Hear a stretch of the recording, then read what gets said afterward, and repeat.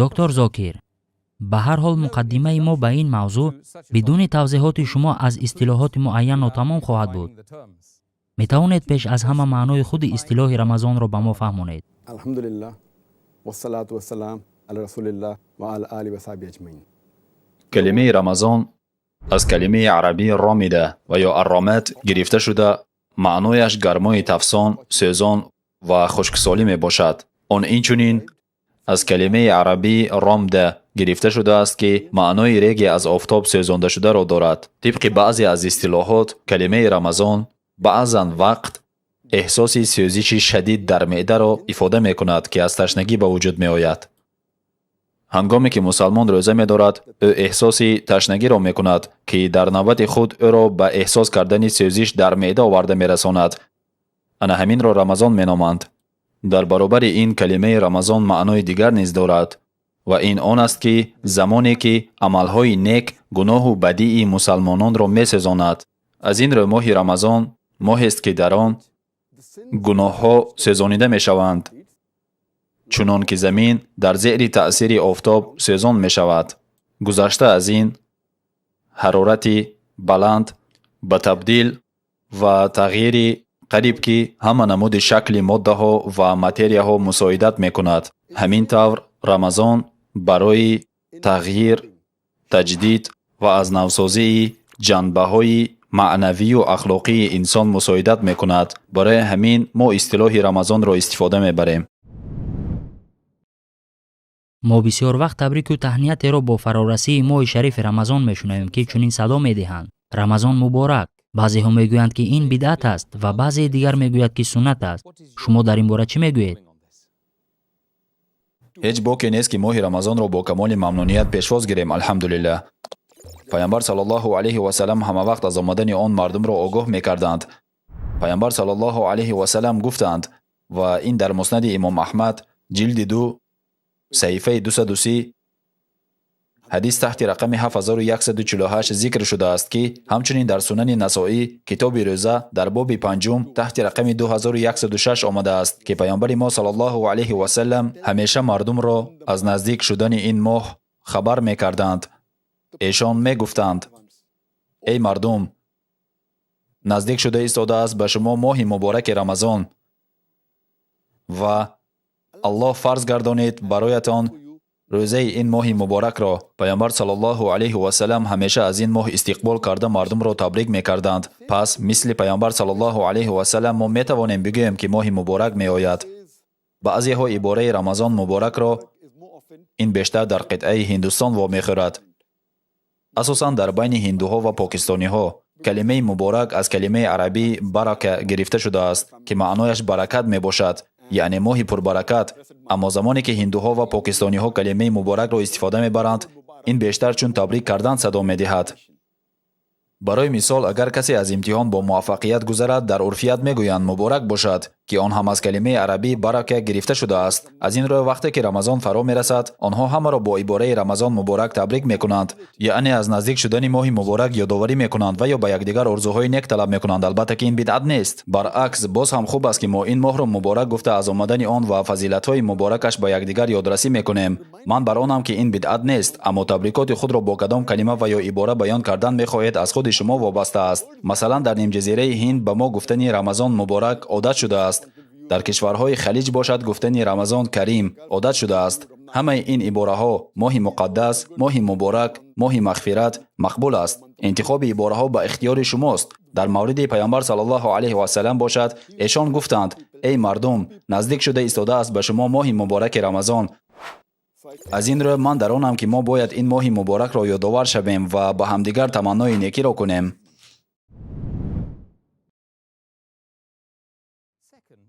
дар зери банди дуюм, калима савм ва ё рӯза чӣ гунае ки онро аз арабӣ тарҷума мекунанд аст? метавонед ба мо равшанӣ андозед, ки маънои аслии ин калима савм яъне рӯза дар чист? савм ин калимаи арабӣ дар шакли танҳо мебошад. сиём бошад дар шакли ҷамъ. савм ва ё сиём аз калимаи арабӣ сома гирифта шудааст, ки маънои парҳез кардан ё иродаи рад кардан از یگان چیزی معمولی خواه خوردن، نوشیدن و یا معاشرت باشد را دارد. شخصی که صوم را اراده می کند و یا اینکه اجرای این عملها را رد کرده خودداری می کند الصائم نامیده می شود. این کلمه در قرآن در سوره مریم تحت رقم 19 آیت 26 عیناً همین کلمه آورده شده است. زمانی که فرشته به مریم مادر عیسی خطاب می کند، اگر شما این آیت را خوانید چنین گفته شده است: من به پرهیزگاری و یا خودداری نزد الله رحمان نظر کرده ام.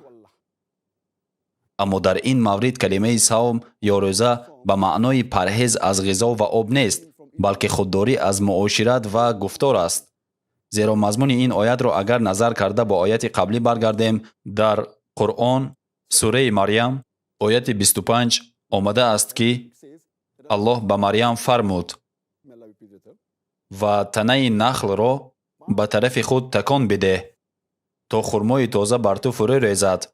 در آیت نوبتی باشد گفته شده است: پس بخور و بنوش. ادامه: و اگر هر یک از مردم را دیدی با اشاره بگو من به پرهیزگاری و یا خودداری نزد الله رحمان نظر کردم و امروز با هیچ انسانی سخن نخواهم گفت. چون اینجا از پرهیز و خودداری کردن از سخنرانی گپ می رود که کلمه صوم استفاده شده است، یعنی خودداری از معاشرت و یگان گپ زدن. اما کلمه صوم در اصطلاح اسلامی در شریعت اسلام به شخص دخل دارد که مراسم عبادت را با نیت خالص تنها برای الله انجام می دهد.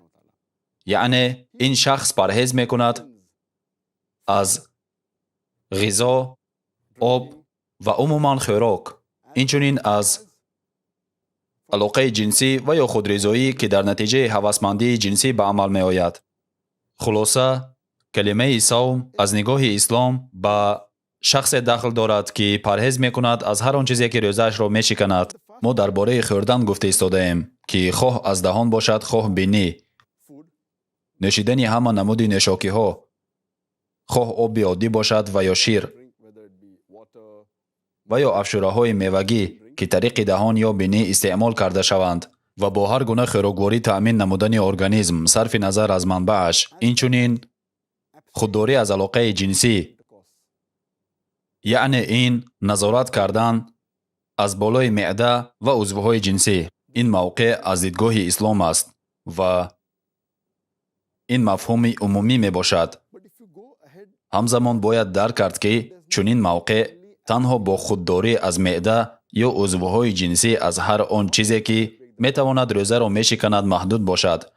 در برابر پرهیز کردن معده و عضوهای جنسی، پرهیز زبان، چشم، گوش و تمام عضوهای بدن را باید بررسی کرد.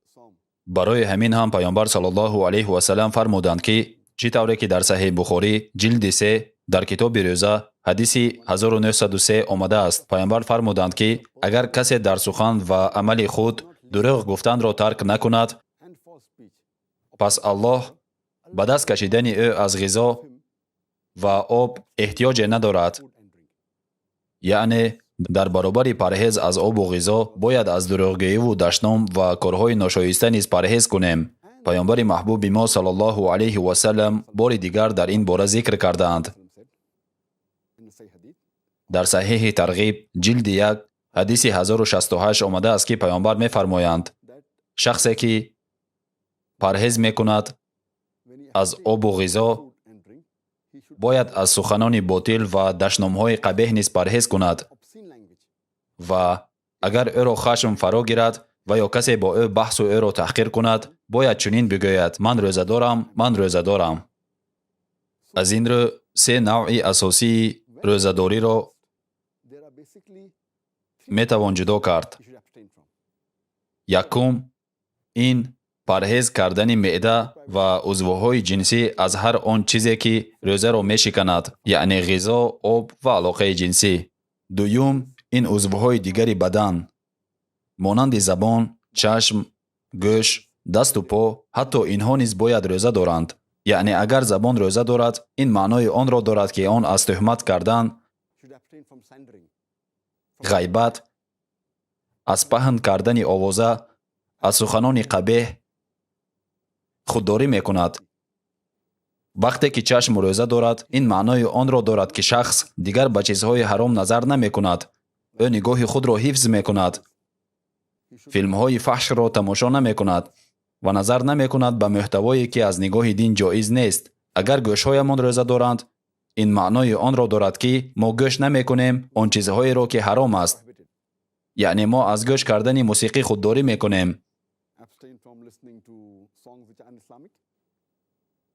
ҳамин тавр дигар узвҳои бадан низ рӯза мегиранд. сеюм ин рӯзаи қалб ва рӯҳ аст. яъне мо бояд аз ҳар он чизе, ки моро аз ибодат ва зикри Аллоҳ парешон карда боз медорад, худдорӣ кунем. ҳамин тавр, ҳамин аст маънои умумии савм. доктор Зокир, боз як саволи бисёр муҳим дар мавриди рӯзадории моҳи Рамазон. мутаассифона бисёр бародарону хоҳарон дар моҳи Рамазон амри рӯзадориро riоя намекунанд. оё дар партави Қуръон ва суннат ба мо маслиҳат дода метавонед? бо тасдиқи оне ки рӯза доштан дар моҳи Рамазон воқеан барои ҳар як мусалмон фарз аст. дар бисёре аз оятҳои Қуръон ва ҳамчунин дар ҳадисҳои саҳеҳ ошкору возеҳ гуфта шудааст, ки рӯза доштан барои ҳар мусалмон ҳатмӣ, яъне фарз аст. иншааллоҳ, ҳоло мо боз гап мезанем, ки барои кӣ фарз аст. дар Қуръон Аллоҳ гуфтааст. сураи Бақара, сураи 2, ояти 183. эй касоне, ки имон овардаед,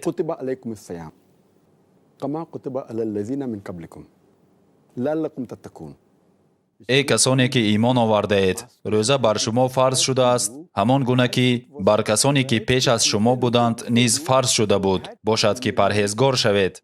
дар ин оят калимаи арабии кутиба истифода шудааст. маънои кутиба таъйин кардан аст. он ҷо ҳамин хел гуфта шудааст. дар баробари дигар таъйинотҳо бароятон таъйин шуд, яъне фарз карда шуд рӯза. ҳамон гунае, ки бар касони пеш аз шумо буда таъйин карда шуда буд. ин чӣ маъно дорад? яъне рӯза доштан ҳатто барои наслҳои пешин, яҳудиён, насрониён ва ғайраҳо фарз буд. инчунин барои мусалмонон низ, яъне барои муъминон. дар идома мефармояд: аввалан бар шумо фарз аст, дуюм барои касоне, ки пеш аз шумо буданд, ва саввум ин ки шумо таҳаммулпазириро омӯзед.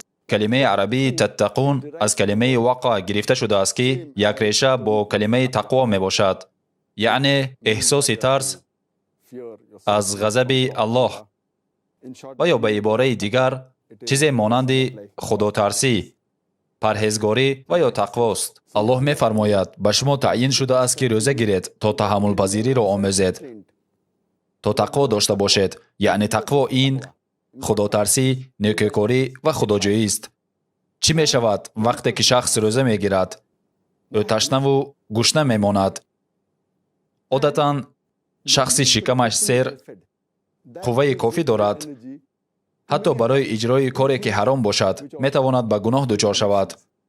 аммо дар баробари шурӯъ кардани рӯза, майли шумо ба амалҳои ҳаром ба таври назаррас кам мешавад ва дараҷаи тақвои шумо боло меравад. аз ин рӯ доштани рӯза ба шумо кӯмак мекунад, ки худдорӣ кунед ва ба дараҷаи тақвои худ биафзоед. гузашта аз ин дар Қуръон, дар сураи Бақара, рақами 2, ояти 185, Аллоҳ мефармояд: шаҳру рамзан аллазӣ унзила фиҳил Қуръан ҳудан линнас. моҳи Рамазон моҳест, ки дар он Қуръон нозил шудааст, китобест роҳнамо барои мардум.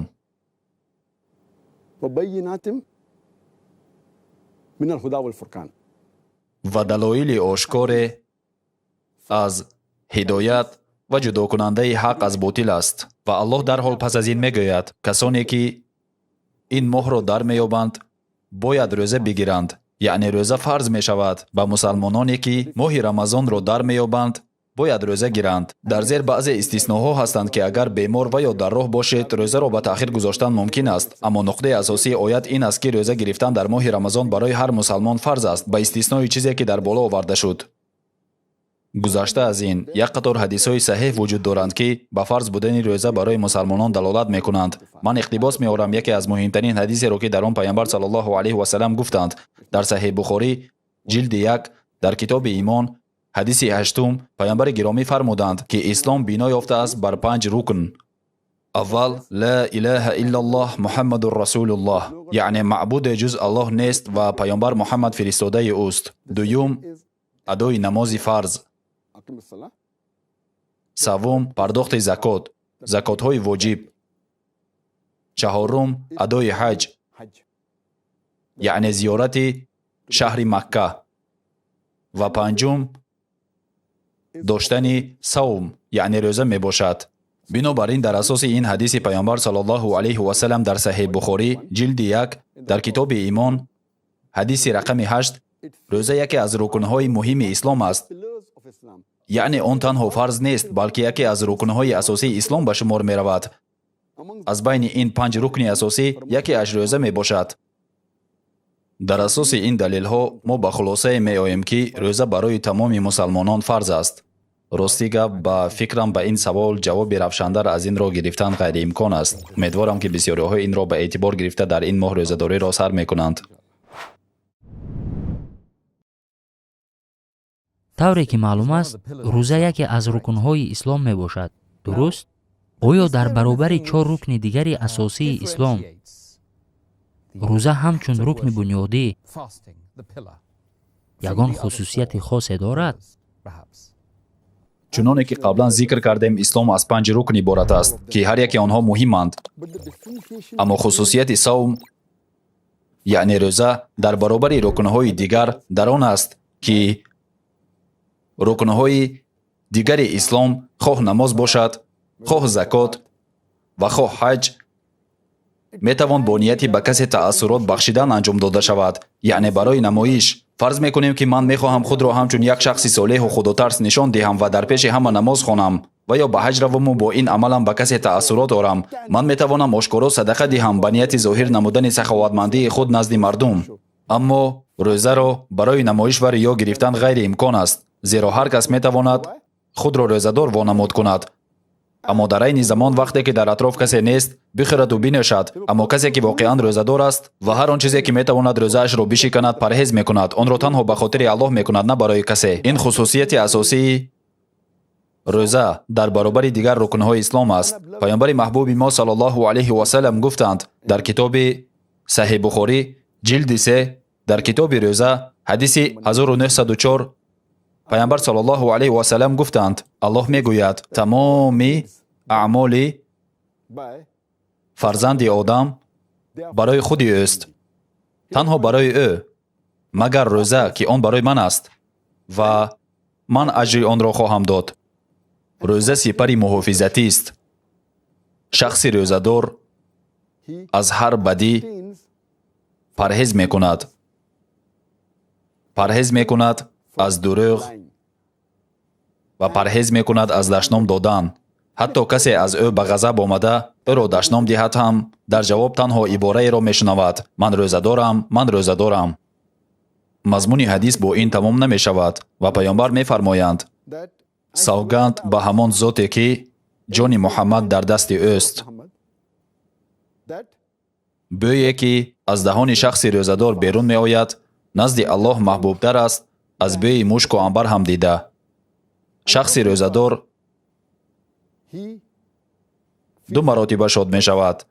бори аввал ҳангоми ифтор ва бори дуюм ҳангоми дидори парвардигораш. дар ин ҳадис ҷанбаҳои мухталиф зикр шудааст. аввалан, рӯза танҳо барои Аллоҳ аст, на барои намоиш.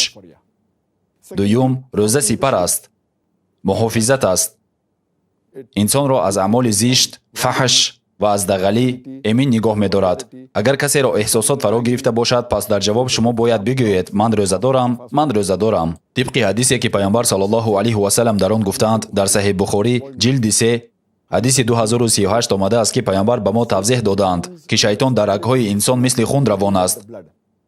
вақте ки мо рӯза мегирем, гурусна мешавем. вақте ки гурусна мешавем, энержиямон паст мешавад, аммо тақвоямон ба Аллоҳ каме зиёд мешавад. вақте ки мо хӯрок мехӯрем, он ба системаи гардиши хуни мо ворид мешавад, аммо вақте ки мо маҳдудиятҳо ҷорӣ мекунем, мо ба ин васила роҳи ҳаракати шайтонро маҳдуд мекунем. ин яке аз сабабҳои баланд шудани сатҳи тақво аст, ки мо онро дар вақти рӯзадорӣ эҳсос мекунем. доктор Зокир, оё ғайр аз рӯзҳои Рамазон дигар навъҳои фарзии рӯза ҳаст, ки мусалмонон бояд онро бигиранд? дар умум рӯзаро метавон ба ду гурӯҳи асосӣ ҷудо кард. ин рӯзаи ҳатмӣ, яъне фарзӣ, ва рӯзаи суннатӣ, яъне нафлӣ, ки фарз нест. иншааллоҳ ҳамаи инҳоро дар дигар бахшҳо ба таври муфассал баррасӣ хоҳем кард. дар мавриди рӯзаи фарзӣ бошад, онро ба 4 намуд ҷудо кардан мумкин аст. якум, дар бораи он сухан меравад, ки рӯзаи фарзӣ дар Рамазон аст. дуюм ин ки агар шахс дар Рамазон рӯза нагирад, новобаста аз сабаби нагирифтанаш, ӯ бояд қазои рӯзаҳои нагирифтаашро биёрад. инро рӯзаи қазогӣ низ меноманд. намуди сеюм, рӯза гирифтан ба хотири пок шудан аз гуноҳ мебошад. агар гуноҳе содир карда бошед, онро бо рӯза доштан ҳамчун каффора ҷуброн мекунед. ин чизест, ки ба намуди сеюм дахл дорад. ва намуди чаҳорум, ин рӯзаест, ки агар шумо назр карда бошед. ин аст як тасаввуроти умумӣ дар мавриди рӯзаҳои фарзӣ дар ислом. оё ҳама вақт ният кардан пеш аз доштани рӯза муҳим аст?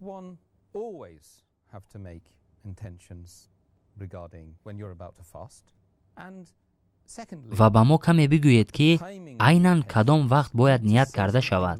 дар мавриди ният кардан бошад, чуноне ки ман гуфтам, ният кардан ҳатмӣ, яъне фарз аст. паёмбари маҳбуби мо саллаллоҳу алайҳи ва саллам гуфтанд, чуноне ки дар сунани насоӣ китоби рӯза ҳадиси 2331 омадааст: рӯзаи шахс қабул намешавад, агар ӯ шоми рӯзи гузашта ният накарда бошад. бинобар ин, барои ҳама намуди рӯзаҳои фарзӣ аз шоми рӯзи гузашта ният кардан лозим ва ҳатмӣ аст. ҳар вақте ки муносиб аст, аз шом сар карда то вақти намози бомдод. дар ҳар вақти шаб ният кардан мумкин аст.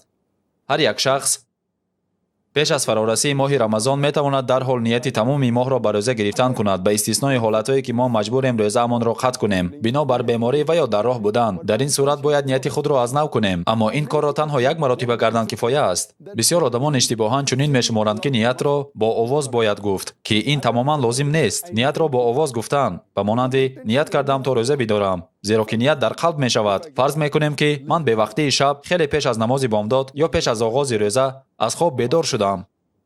бигӯем, ки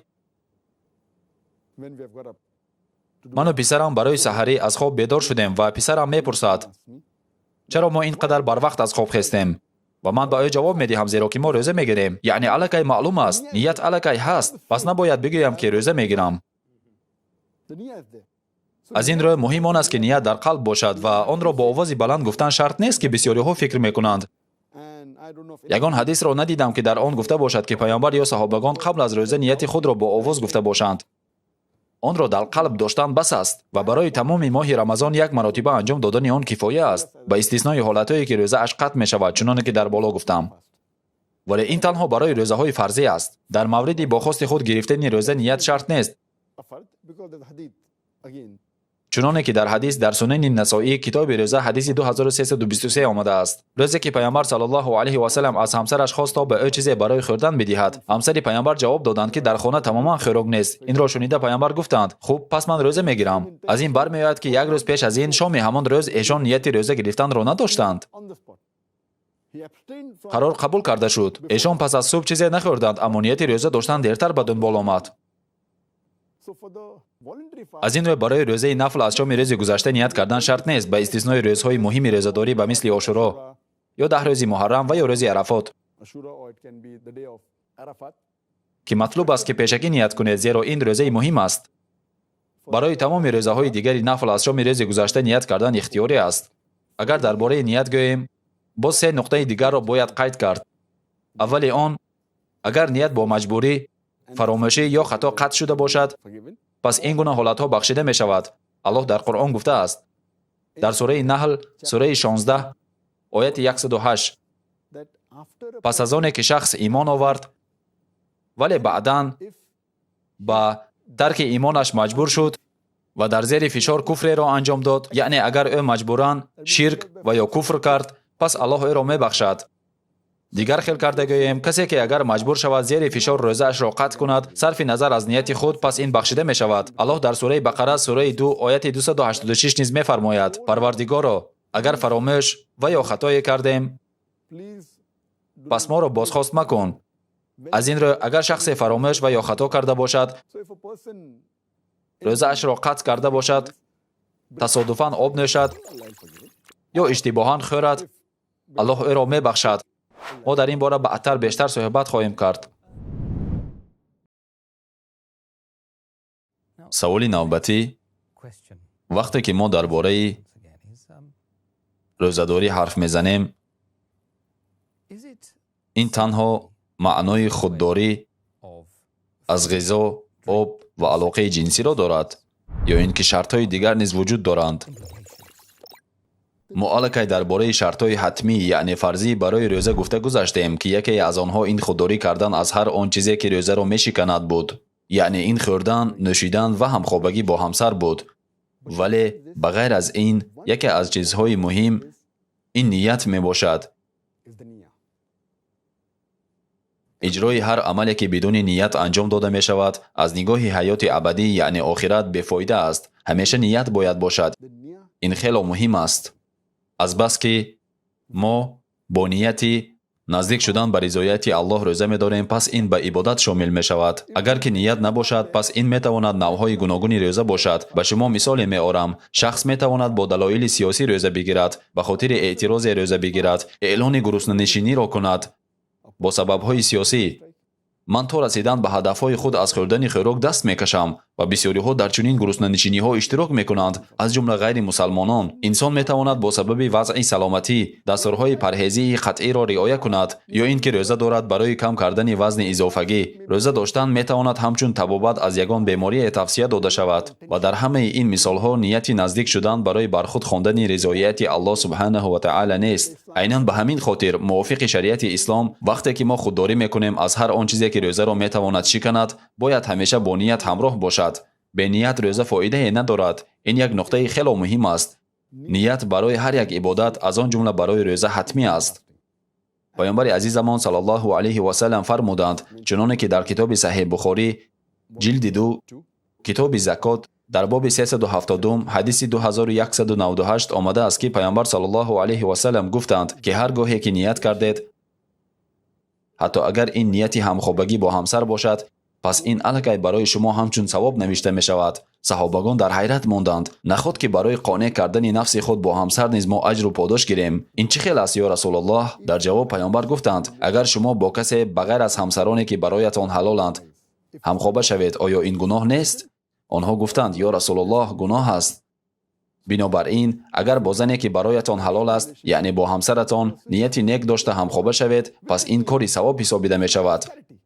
ҳамаи ин бароямон оиди аҳамияти ният мегӯяд. ҳамин ки нияти хуб кардем, ба мо савоб навишта мешавад. Аллоҳ ба мо дар Қуръон, дар сураи Байина, сураи 98, дар ояти 5 мефармояд, ки танҳо ӯро бипарастед ва дар имон самимияти амиқ зоҳир кунед. дар ояти мазкур калимаи лияъбуду ба кор рафтааст, яъне парастиш кардан. аммо калимаи аъбуду маънои зоҳир кардани самимияту хоксориро дорад, вале маъмулан калимаи лияъбуду ба маънои парастиш кардан кор фармуда мешавад, гарчанде ки маънояш зоҳир намудани хоксорӣ аст. калимаи дигари арабӣ мухлисун, ки маънояш самимона ва содиқона итоат кардан аст. пас бояд танҳо Аллоҳро итоат кард ва танҳо ӯро парастиш кард. нияти мо бояд ҳамин хел бошад. ин аст нияти мо. Аллоҳ ба мо дар Қуръон, дар сураи Бақара, сураи 2, ояти 29 мефармояд: ӯст ки ҳамаи он чиро ки дар замин аст бароятон офарид. маълум мешавад ки Аллоҳ ҳамаи он чиро ки дар рӯи замин аст барои мо офаридааст, на аз 3-1, на аз 5-1, на 1 метри мураббаъ ва на нисфи он, балки ҳамаро барои истифодаи инсоният дар рӯи замин. ва табиист ки хидмати мо бояд танҳо ва танҳо ба сӯи ӯ равона карда шавад. агар ӯро парастиш карда ҳамзамон каси дигарро парастиш кунем, пас ҳама амалҳоямон ботил аст. мо бояд танҳо ӯро парастиш кунем, на ҳеҷ каси дигарро. қобили қабул нест ки 2 ракат намоз барои ӯ хонему 2 ракат барои каси дигар. мумкин нест ки як гӯсфандеро барои Аллоҳ забҳ кунему дуюмашро барои ягон ҳоким ва ё подшоҳ. Тамоми ибодати мо бояд ба сӯи ӯ равона карда шуда бошад, на ба сӯи каси дигар. Инҷо ҳадисе ба ёдам омад. ҳадиси якум аз китоби Саҳеҳ Бухорӣ ки дар он Умар ибни Хаттоб радиаллоҳу анҳу ривоят кардааст ки паёмбари маҳбуби мо саллаллоҳу алайҳи ва саллам гуфтанд: إنما الأعمال بالنية. ҳамаи амалҳои шумо вобаста аз ният аст. ҳар касро мувофиқи нияташ ҷазо дода мешавад ва ҳар касро ки ҳиҷраташ ба сӯи Аллоҳ ва расули ӯ бошад, пас ҳиҷрати ӯ ба сӯи Аллоҳ ва расули ӯст. ва ҳар касро ки ҳиҷраташ ба сӯи дунё бошад, то онро ба даст орад, ё ба сӯи зане бошад ки ӯро ба никоҳ дарорад, пас ҳиҷрати ӯ ба сӯи ҳамон чиз аст ки ба он сӯ ҳиҷрат кардааст. ният бениҳоят муҳим аст. барои чӣ шумо ин ё он корро мекунед? Ба кадом мақсад шумо ҳиҷрат мекунед? ба кадом ҳадаф шумо ҷиҳод мекунед? барои ҳамин ният бениҳоят нақши асосиро мебозад барои ҳар як ибодат, аз он ҷумла барои доштани рӯза. агар мард ё зани мусалмон бо нияти партофтани вазни изофагӣ ва ҳамчун парҳез рӯза гирад, оё барои рӯзаи доштанашон подош ва ё савобе мегиранд? агар мо ба таври умум оиди савоб гӯем, аз нигоҳи ислом замоне ки мо дар бораи боғҳои ҷаннат, бахшоиш ва ғайра сухан меронем, пас паёмбари маҳбуби мо саллаллоҳу алайҳи ва саллам чунин гуфтаанд, чуноне ки дар сунани Термизӣ китоби рӯза дар ҳадиси 2331 омадааст ки рӯзаи шахс қабул намешавад агар ӯ шоми рӯзи гузашта ният накарда бошад. ният ҳатмист. ният ба хотири Аллоҳ субҳанаҳу ва таъала ва ба хотири ризогии ӯ.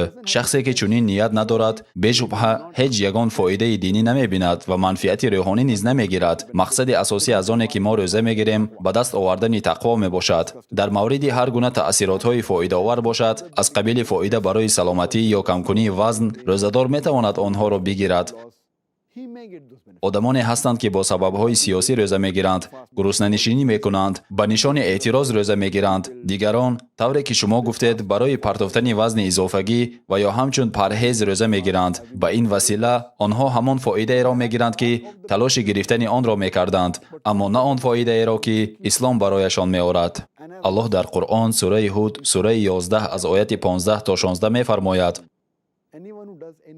касоне ки зиндагии дунё ва таҷаммули онро мехоҳанд, подоши корҳояшонро дар ин дунё ба тамомӣ медиҳем ва дар он подош ҳеҷ каму косте нахоҳанд дид.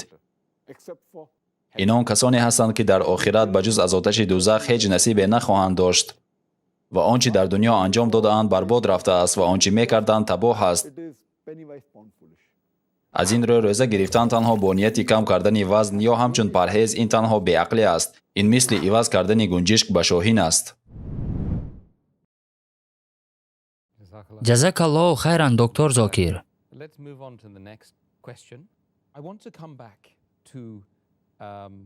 ман мехостам баргардам ба суҳбати мо оиди ҷанбаҳои физиологӣ ва равонии рӯза ва чӣ мегӯяд дар бораи фоидаҳои рӯза аз нигоҳи ҷанбаҳои тиббӣ. аз нуқтаи назари тиб, мисоли хусусиятҳои фоидаовари рӯзаро барои организм ҳисоб кардан ғайриимкон аст. ман ба шумо якчанд чунин мисолҳоро меорам. рӯза суръати тапиши дилро дуруст ва ҷобаҷо мекунад ва барои дил оромие мебахшад. фишорро дар рагҳо ва ё артерияи коронарӣ коҳиш медиҳад ва пеши роҳи ҷамъшавии равғани фарбеҳкунандаро мегирад. сатҳи холестерин ва кислотаҳоро паст мекунад. фишорро дар ҷигар низ коҳиш медиҳад. рӯза ба коҳиш додани тарашшуҳ, яъне секретсияи ғадудҳои ҳозима мусоидат мекунад ки дар акси ҳол одатан ба захми меъда оварда мерасонанд. имконияти пайдоиши бемории мезроҳсан кам мешавад аз одамоне ки рӯза мегиранд. рӯза барои новобаста аз инсулини диабети қанд кӯмак мекунад. рӯза барои кам кардани вазни изофагӣ кӯмак мекунад. дар умум, рӯза ба фаъолияти тамоми системаи ҳозима ва инчунин ба системаи марказии асаб таъсири манфиатовар мерасонад. рӯза ба тоза кардани бадан аз токсинҳо мусоидат мекунад. рӯза системаи иммунии организмро баланд мебардорад. рӯза имконияти баръакси раванди пешравиро медиҳад. он давомнокии умри организмро зиёд мекунад ва ӯ боз ҳам зиёдтар хидмат мекунад. рӯза барои барқароршавии ҳуҷайраҳои Т мусоидат мекунад ки қодир ба нобуд кардани антигенҳои бегона мебошанд. ва рӯза дар умум тамоми организмро ҷавон ва шифо мебахшад. ва бисёр бемориҳое ҳастанд ки онҳоро ба сабаби рӯза доштан табобат кардан мумкин аст. масалан ба шахсе ки аз баъзе бемориҳо азият мекашад рӯза метавонад ки кӯмак кунад. аз он ҷумла бемориҳои дилу рагҳо, астма, артрит, ихтилоли меъдаю рӯда, лӯлаҳои сурх яъне лупус, бемориҳои пӯст, диабети қанд ки аз инсулин вобаста нестанд ва бисёр бемориҳои дигар ки мо аз номбар кардани онҳо хаста мешавем. рӯза ҳамчунин кӯмак мекунад ки то шахс аз вобастагие ки ба чизҳои ҳаром дорад даст кашад, яъне чизҳои ҳароме ки аз нигоҳи тиббӣ зараровар аст, аз қабили тамокукашӣ, вобастагӣ ба машрубот. рӯза барои даст кашидан аз ин ҳама одатҳои бад ва вобастагӣ мусоидат хоҳад кард. оё ҳангоми рӯзадорӣ аз хамираи дандоншӯӣ истифода бурдан ҷоиз аст? дар мавриди истифода бурдан аз хамираи дандоншӯӣ бештари уламо иҷозат додаанд, аз он ҷумла шайх ибни Боз, аллоҳ мавриди раҳматаш қарор диҳад. эшон инро бар он асос рабт додаанд ки истифода бурдани хамираи дандоншӯӣ баробар ба истифодаи мисвок аст. тавре ки медонед пайғамбар саллаллоҳу алайҳи васалам ҳаргиз аз истифодаи мисвок маън накардаанд, зеро он комилан ҷоиз аст ва рӯзаро намешиканад. бо вуҷуди ин бояд эҳтиёт шавед ки чизе аз таркиби он бударо тасодуфан фурӯ набаред. фурӯ бурдани хамираи дандоншӯӣ манъ аст. бархе иштибоҳан иддао мекунанд ки хамираи дандоншӯӣ маъмулан маззаи пудинагӣ ва ё бӯи қавӣ дорад ва гӯё истифода аз он дар вақти рӯзадорӣ тавсия дода намешавад, яъне макрӯҳ аст. вале мувофиқи қоидаи умум, агар шумо хамираи дандоншӯиро ва ё решачаҳои мисвокро фурӯ набаред, ин рӯзаатонро намешиканад. оё дар вақти рӯзадорӣ ваксина гирифтан ҷоиз аст ё на? ин савол аз Ҷовид аз YouTube аст. то ҷое ки ба тазриқ ё сӯзандору рабт дорад, замоне ки шумо рӯза медоред, қоида ин аст ки шумо наметавонед тазриқ ва ё сӯзандорие гиред ки дар таркибашон моддаҳои ғизоӣ дошта бошанд. масалан шумо глюкозаро гирифта наметавонед, чун вай моддаи ғизоӣ дорад, вале сӯзандорие ки дар таркибаш моддаҳои ғизоӣ надорад ҷоиз аст. ваксина моддаи ғизоӣ надорад. ҳамин тавр агар ҳангоми рӯза ваксина гиред, ин рӯзаи шуморо намешиканад.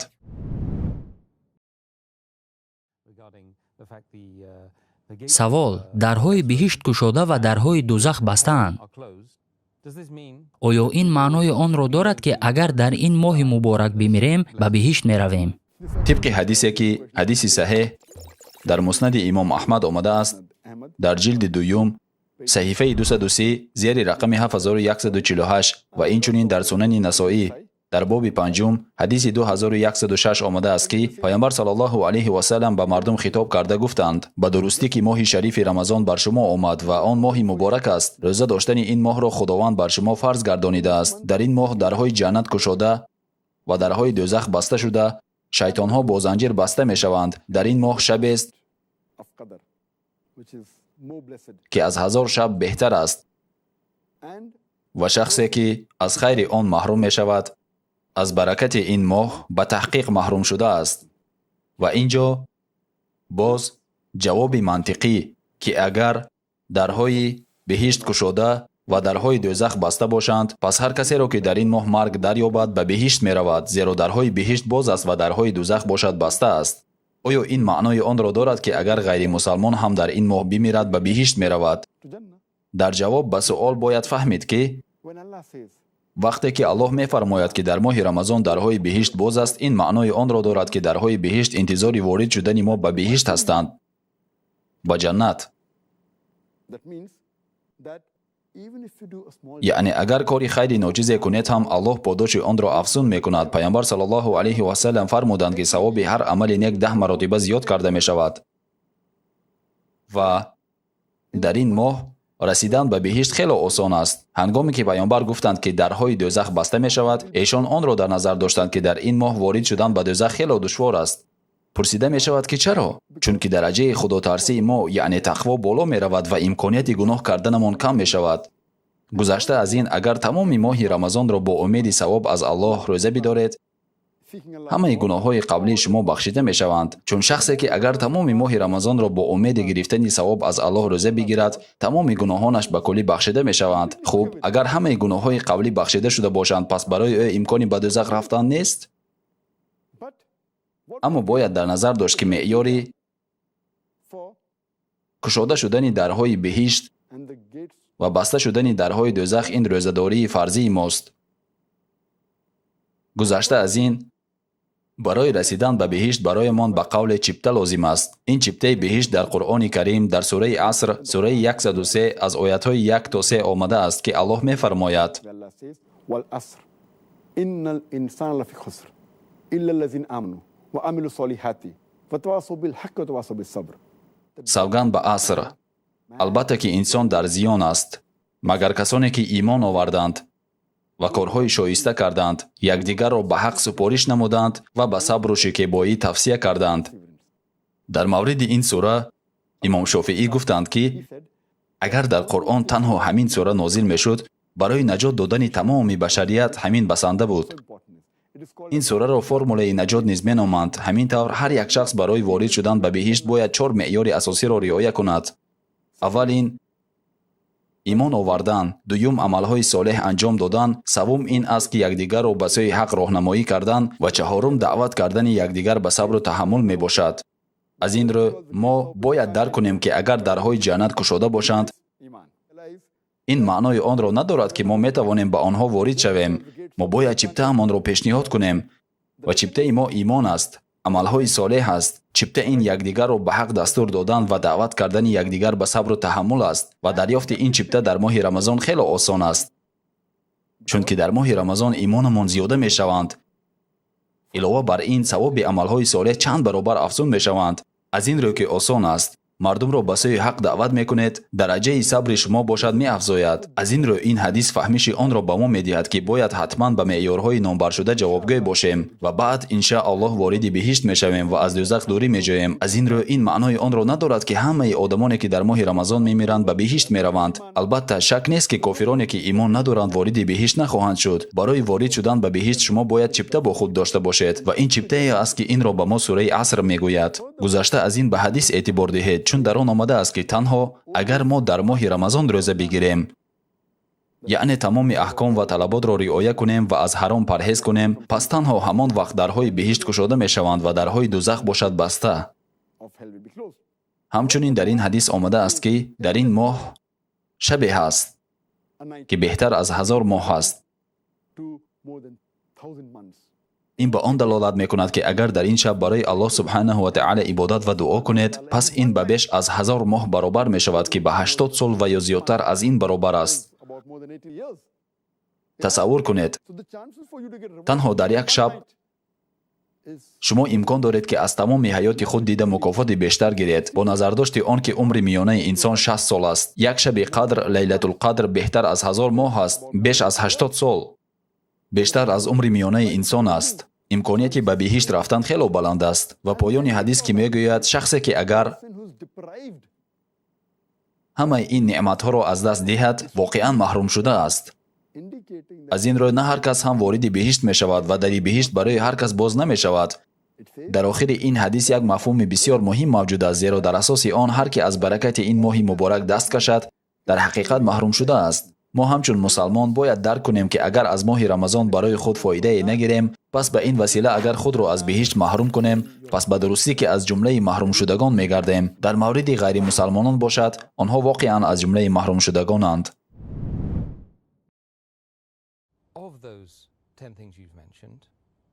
از 10 گناهی که نامبر کردید، کدامش وزنینترین گناه است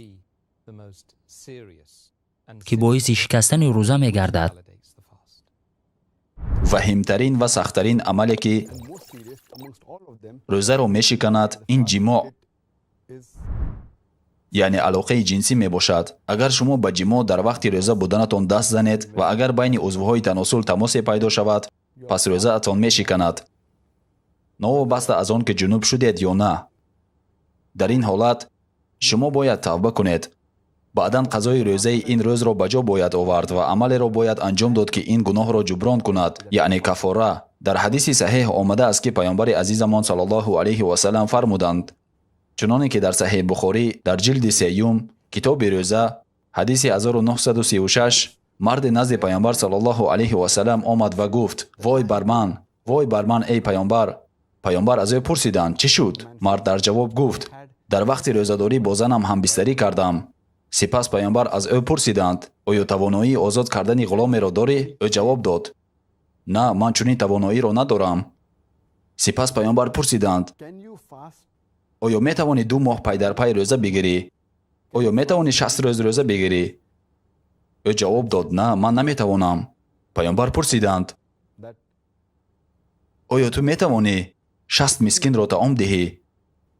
ӯ дар ҷавоб гуфт: на, наметавонам. ва ҳамин тавр ҳадис идома медиҳад. хулоса бар асоси ин ҳадис мо мефаҳмем, ки агар шахс ҷимоъ кунад, ин яке аз гуноҳҳои сахттарин аст, яъне ваҳимтарин ва ҷиддитарин амале ки рӯзаро мешиканад. that break the fast. шахсе ки ин гуноҳро кардааст, бояд фавран ба Аллоҳ субҳанаҳу ва таъала тавба кунад ва аз ӯ омӯрзиш бихоҳад. дар он рӯз бояд рӯзаашро идома диҳад ва инчунин пас аз рамазон рӯзаашро қазо гирад ва ҳамроҳ бо ин кафораи ин гуноҳашро ҷуброн кунад. ва кафора бошад мувофиқи ҳадис дар он аст, ки шахс бояд ғуломеро озод кунад, агар чунин имкониятро дошта бошад. вале агар барои озод кардани ғулом маблағи кофӣ надошта бошад ва ё ғуломеро ёфта натавонад, пас бояд 2 моҳ пай дар пай рӯза бигирад, яъне рӯза дар муддати 60 рӯз. ва агар ӯ ба ин низ қодир набошад, пас Should at least 60 нафар аз мискинонро бихӯронад. ҳамчун фидя, яъне кафора, ин се роҳ таъин шудааст. аз ин рӯ, агар шахс имкони ҷуброн кардан бо роҳи якумро дошта бошад, яъне озод кардани ғулом, пас набояд ки ӯ ба роҳи дуюм гузарад. аммо агар барои озод кардани ғулом маблағи кофӣ надошта бошад ва ё ғуломеро наёбад, пас ӯ метавонад ба роҳи дуюм бигзарад, яъне 60 рӯз пайваста рӯза бигирад.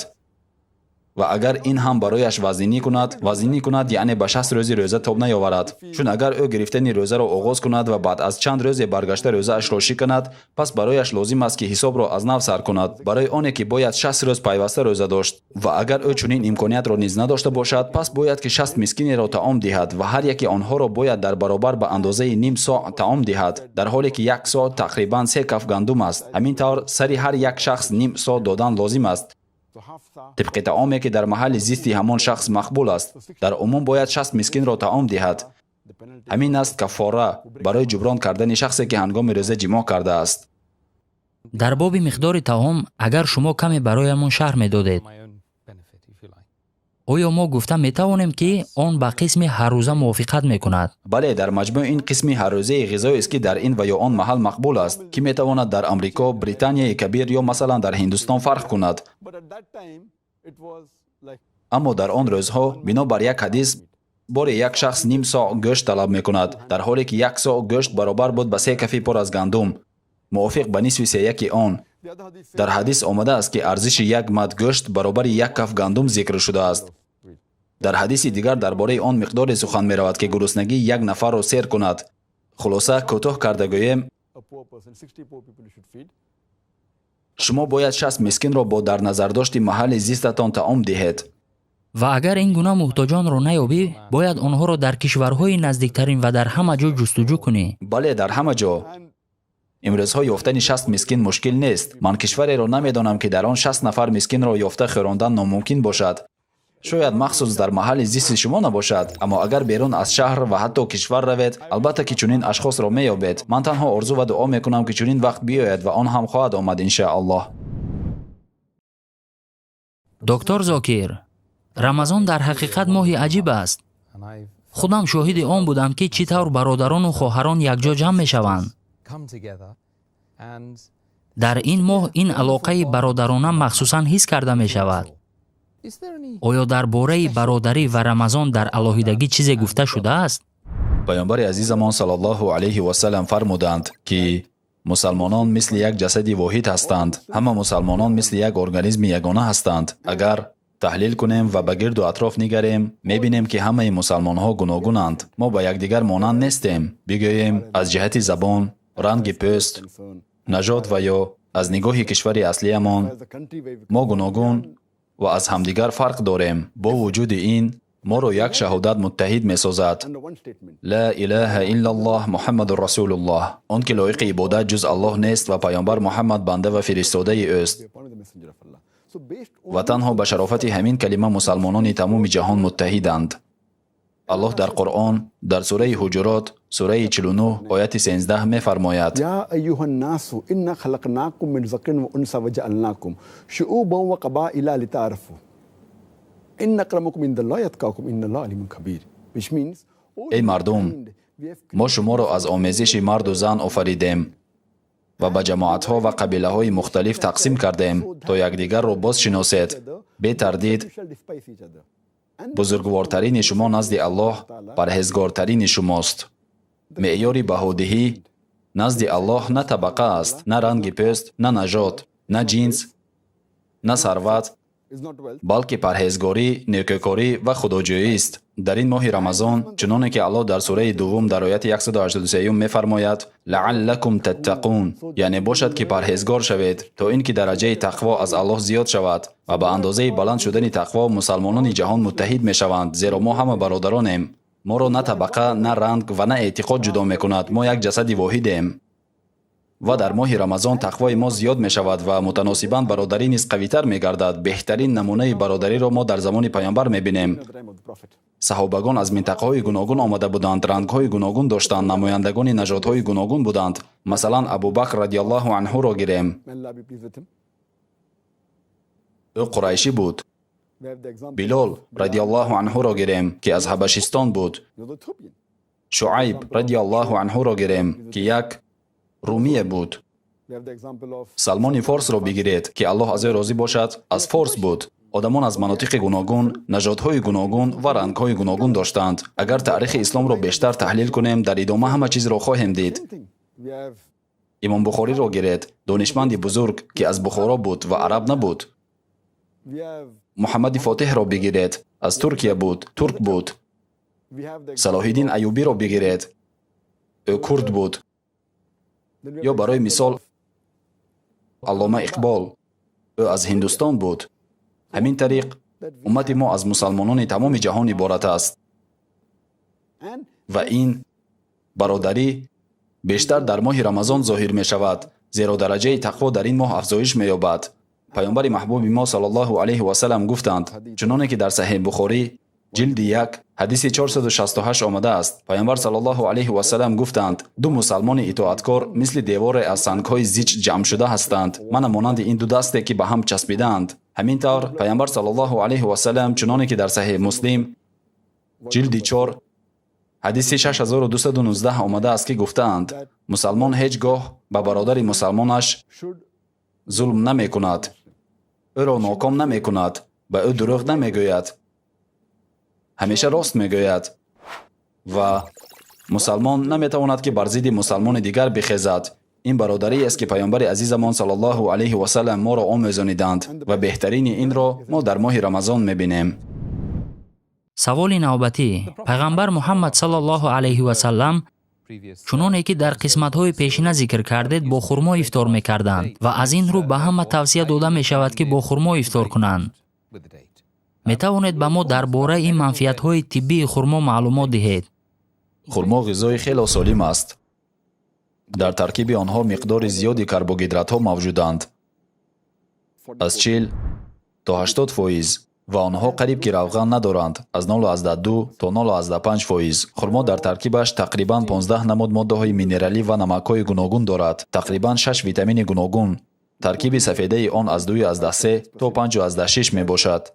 миқдори зиёди нах ва ё ғоз аз 6.4 то 11.5%. ҳамааш аз гуногуни навъҳои хурмо вобаста аст.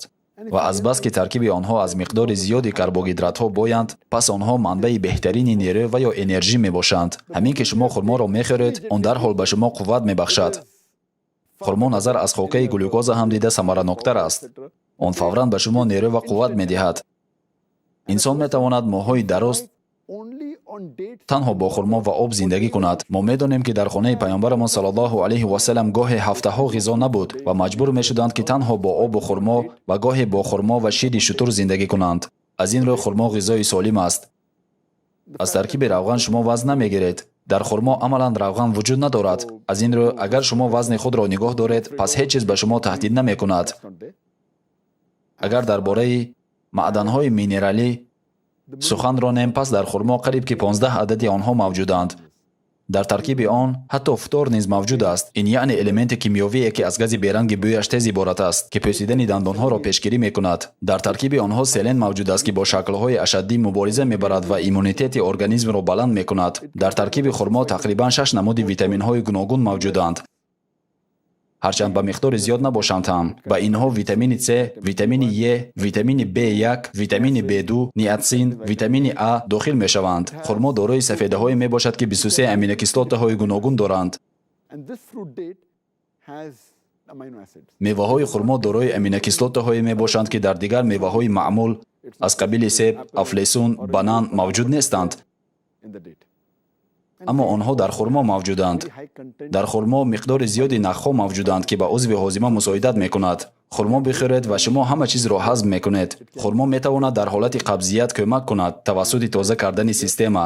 хурмо бисёр хусусиятҳои гуногуни фоидаовар дорад, аз он ҷумла ғизои солим ба шумор меравад. ва алҳамдулиллаҳ, агар мушоҳида кунед, дар 40 соли охир истеҳсоли хурмо 2.9 маротиба афзуда, шумораи аҳолии ҷаҳон 2 баробар афзоиш ёфтааст. шумораи хурмо аз шумораи одамони сайёра хело зиёд аст. ин ғизои солим аст, ки ба шумо нерӯи фаврӣ медиҳад. лутфан ба мо бигӯед ки пайғамбар саллаллоҳу алайҳи васаллам дар 10 шаби охири моҳи рамазон чӣ гуна дар ибодат ҷидду ҷаҳд доштанд? тавре ки қаблан зикр кардем ва дар ин бора чуноне ки дар саҳиҳ бухорӣ дар ҷилди сеюм китоби эътикоф дар ҳадиси 2024 омадааст, ки пайғамбар Муҳаммад саллаллоҳу алайҳи васаллам дар 10 рӯзи охири моҳи рамазон камарбанди худро сахт мебастанд ва дар давоми 10 шаби охир эшон ба намоз қиём ва аъзои хонаводаашонро бедор карда бо ҷидду ҷаҳд дар ибодат машғул мешуданд. нахуст ин ки пайғамбар саллаллоҳу алайҳи васаллам камар мебастанд, яъне бештар саъю талош мекарданд. баъдан бо ҳамсаронашон ҳамбистарӣ намекарданд, зеро 10 шаби охирро дар танҳоӣ дар эътикоф сипарӣ мекарданд. ва яке аз шартҳои хилват надоштани наздикӣ бо ҳамсарон аст, ки дар Қуръон дар сураи Бақара ояти 187 зикр шудааст. гузашта аз ин эшон дар 10 шаби охири моҳи рамазон бештари шабро дар намозҳои шаб сипарӣ мекарданд. пайғамбар адои зиёди намози шаб, яъне қиёми шаб, дар назди Аллоҳро дӯст медоштанд. дар давоми тамоми шаб истодан дар намоз манъ аст. ин дар он ҳолест, ки агар мо амалҳои рӯзмарраамонро гӯем дар тамоми сол. вале агар ин 10 шаби охири моҳи рамазон бошад, шумо метавонед бештар ва ҳатто тамоми шабро қиём кунед. дар ин ҳолат мамнӯъ нест. боз дар ҳадис мебинем, ки эшон аҳли хонаводаашонро аз хоб бедор мекарданд, то ҳамсаронашон низ ба Аллоҳ дуо кунанд ва шаби қадрро аз даст надиҳанд. бар замми ин эшон дигар намуди ибодатҳоро низ бештар анҷом медоданд.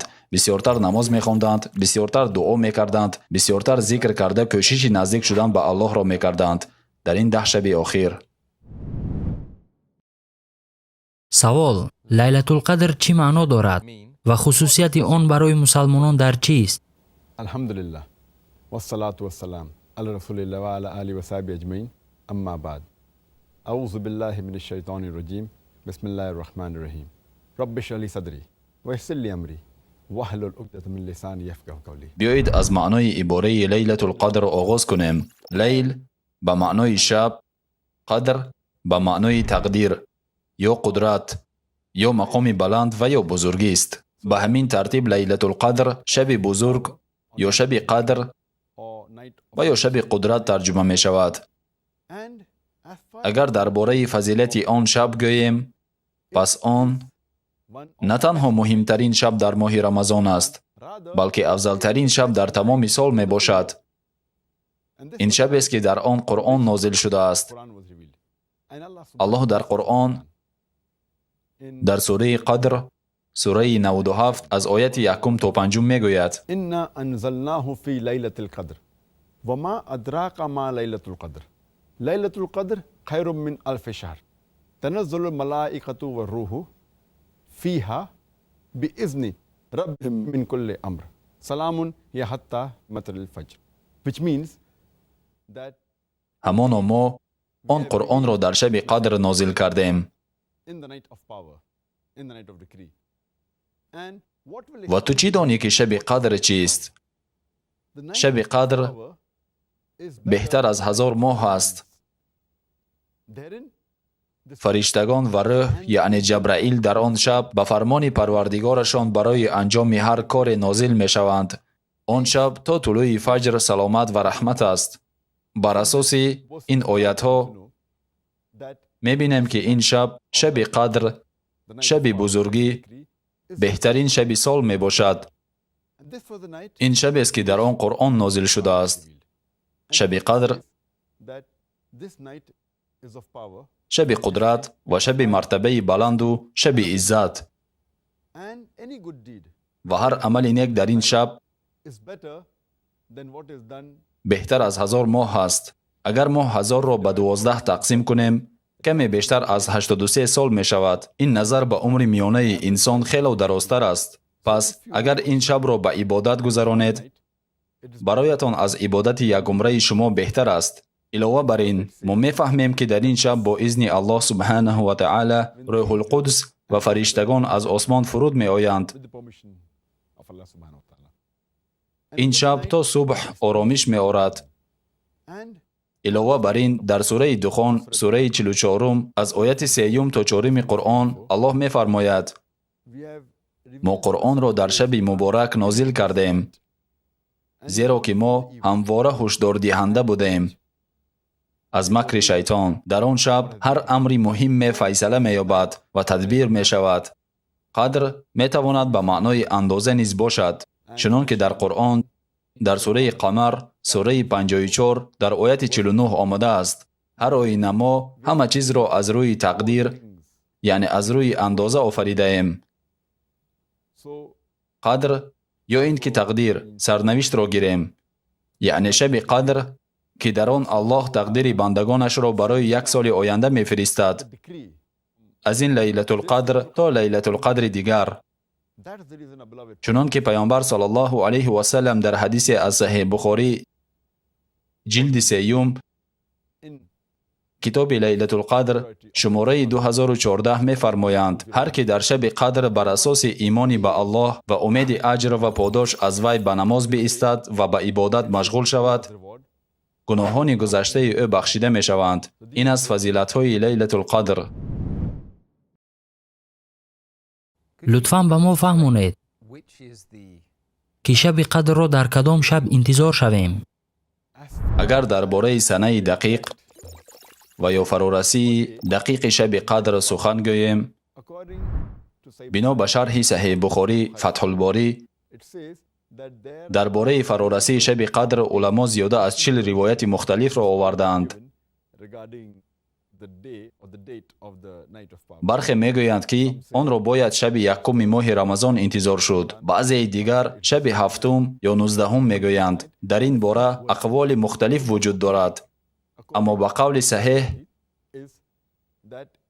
ва бар асоси ҳадисҳои машҳур, ин яке аз шабҳои тоқи 10 шаби охири моҳи Рамазон аст. дар ин бора дар китоби Саҳиҳ Бухорӣ дар ҷилди 3 китоби фазилати лайлатул қадр дар ҳадиси 2017 омадааст ки расули Аллоҳ саллаллоҳу алайҳи ва саллам фармуданд: шаби қадрро дар даҳаи тоқи охири моҳи Рамазон ҷустуҷӯ кунед. ин аст қавли роҷеҳ. дар ҳамон ҷой дар китоби Саҳиҳ Бухорӣ ҷилди аввал китоби имон ҳадиси 49 омадааст ки боре расули Аллоҳ саллаллоҳу алайҳи ва саллам баромаданд назди мусалмонон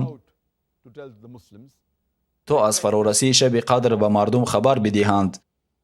дар ин вақт 2 нафар аз мусалмонон бо ҳам ба ҷанг ва муҷодала пардохтанд.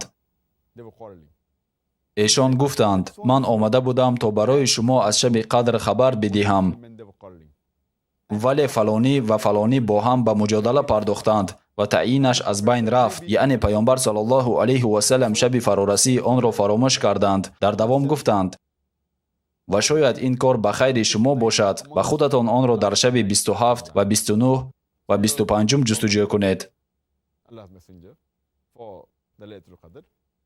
дар китоби Саҳиҳ Муслим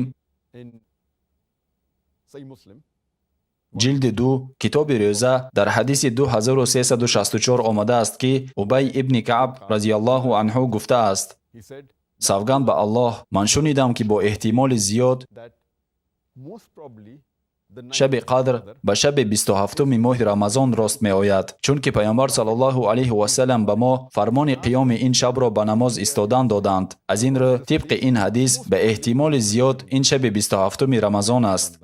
همچنین موافق حدیثی که در سنن ترمذی آمده است که پیامبر صلی الله علیه و سلم گفتند that seek شب قدر را در شب 21 23 25 و 27 دهه آخر ماه رمضان جستجو کنید. در کتاب صحیح بخاری جلد 3 کتاب اعتکاف در حدیث 2020 آمده است که پیامبر دوستدار ما صلی الله علیه و سلم در 10 شب آخر ماه رمضان به اعتکاف رفتند 10 days of Ramadan. And he used to seek و ایشان شب قدر را در دهه آخر این ماه انتظار می شدند. در کتاب صحیح مسلم Sahih Muslim, جلد 2 کتاب روزه hadith در حدیث 2621 آمده است که that پیامبر صلی الله علیه و سلم فرمودند seek for the شب night قدر را در 10 شب آخر جستجو کنید. But if you're weak اما اگر این برایتان دشوار باشد of the month of Ramadan, then آن را در 7 شب آخر رمضان جستجو کنید. it's further mentioned در کتاب صحیح بخاری جلد 3 in the کتاب فضیلت لیلة القدر در حدیث 2015 آمده است که 5 پیامبر صلی الله علیه و سلم فرمودند that لیلة القدر در 7 شب آخر ماه رمضان می آید. nights of the month of Ramadan, بر اساس این منابع مختلف that Laylatul Qadr می توان خلاصه کرد که لیلة القدر در 10 شب آخر ماه رمضان راست می آید. that's the reason این است که اکثر علما به مثل شیخ ابن عثیمین، شیخ ابن باز بر این باورند که that no one knows when is کسی سنه دقیق شب قدر را نمی داند، ولی به همه معلوم است که آن به ماه رمضان راست می آید but it is in the month of Ramadan, و به احتمال زیاد in the last در 10 شب آخر این ماه و احتمال زیاد in the odd در شبهای طاق و باز به احتمال زیاد در شب 27 این ماه. night. اما کسی سنه معینی را گفته نمی تواند. ما تنها می توانیم با اطمینان بگوییم که در 10 شب طاق ماه رمضان می آید. Nights in the last 10 nights of Ramadan. چنین است اقوال اکثر علما. سوال: Any sign با کدام نشانه ها که در حدیث ها و یا قرآن آمده است mentioned فرارسی شب قدر را معین کردن ممکن است؟ در حدیث های صحیح برخی از نشانه های شب قدر ذکر شده است، ولی الحمدلله همه این نشانه ها They are تنها پس از انجام آن ظاهر می شوند. همین را خواسته بوده است الله سبحانه و تعالی. he does not want شاید او نخواست که ما آن را پیشکی معین کنیم، and وگرنه با دیدن این نشانه ها ما تنها در این شب به نماز شروع می کردیم و در باقی مانده شب و روز برای عبادت سستی می ورزیدیم. طبق حدیثی که در کتاب صحیح مسلم آمده است that علامت لیلة القدر این است که صبح دیگر پس از آن آفتاب بدون شعاع طلوع می کند و پیش از فرو رفتنش در اوج خود مثل دایره سفید می نماید. در کتاب صحیح مسلم جلد 2 کتاب روزه در حدیث 2633 نیز آمده است که صبح پس از شب قدر آفتاب به شعاع یعنی به نور طلوع می کند. همچنین در صحیح مسلم جلد 2 کتاب روزه در حدیث 2635 آمده است که پیامبر صلی الله علیه و سلم فرمودند در شب قدر در آخر ماه ماهتاب همچون یک دایره سفید نمایان می شود. of the month, and it's mentioned in در صحیح طبرانی و ابن حزیمه گفته شده است که نور شب قدر Laylatul Qadr will not نه گرم است و نه سرد. too cold. آن شب خوش و شب آرام خواهد بود.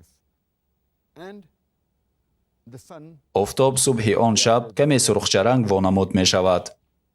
ما بعضی از نشانه های در حدیث صحیح ذکر شده را بررسی کردیم، ولی همه این نشانه ها پس از گذشتن شب قدر آمده است تا که ما جستجوی آن را ادامه دهیم. دکتر زاکر، زکات فطر چه معنا دارد و احکام اصلی آن از روی شریعت چیست؟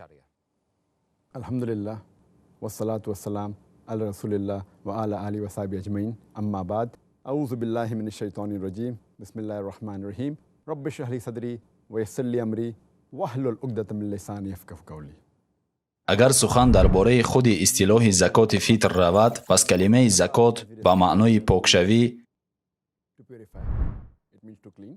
And ва калимаи фитр ба маънои ифтор аст. the zakat is бинобар ин закатул фитр неъмати покиза дар ифтор мебошад. and дар воқеъ and ин андози ифтор дар шакли пардохти миқдори муайяни ғизо ба фақирон ва мискинон аст, ки барои ҳар як мусалмон воҷиб аст. дар ин бора дар Саҳиҳ Бухорӣ ҷилди 2 китоби закот дар ҳадиси 1503 омадааст, ки паёмбари дӯстдори мо саллаллоҳу алайҳи васалам гуфтанд, ки барои ҳар як мусалмон амр ба андозаи 1 со додани хурмо ва ё ҷавро ҳамчун закоти фитр муқаррар кардам. хоҳ ғулом бошад ва ё шахси озод, мард бошад ва ё зан, ҷавон ва ё ин ки пир, ин барои ҳар як мусалмон воҷиб аст. хоҳ мард бошад, хоҳ зан, хоҳ ҷавон бошад, хоҳ пир, хоҳ ғулом бошад ва ё озод. дар Сунани Абу Довуд ҷилди 2 дар китоби закот дар ҳадиси 1618 гуфта шудааст, ки паёмбари дӯстдори мо саллаллоҳу алайҳи васалам закоти фитрро барои ҳар як мусалмон фарз эълон кардаанд. танҳо чанде аз уламо баронанд, ки закоти фитр пештар воҷиб буд, аммо дар замони мо он воҷиб нест. онҳо такя ба ҳадисе, ки дар Сунани Насоӣ китоби закот ҳадиси 2509 мекунанд, ки дар он Қайс ибни Саъд ибни Убода ривоят мекунад, ки паёмбар саллаллоҳу алайҳи васалам ҳанӯз пеш аз фарз шудани закоти маъмулӣ закоти фитрро фарз эълон карда буданд ва пас аз ҷорӣ шудани закоти фарзӣ эшон закоти фитрро мансух, яъне бекор ва пардохти онро бошад, аз мо талаб накарданд, ҳарчанд мо ин амалро идома медодем.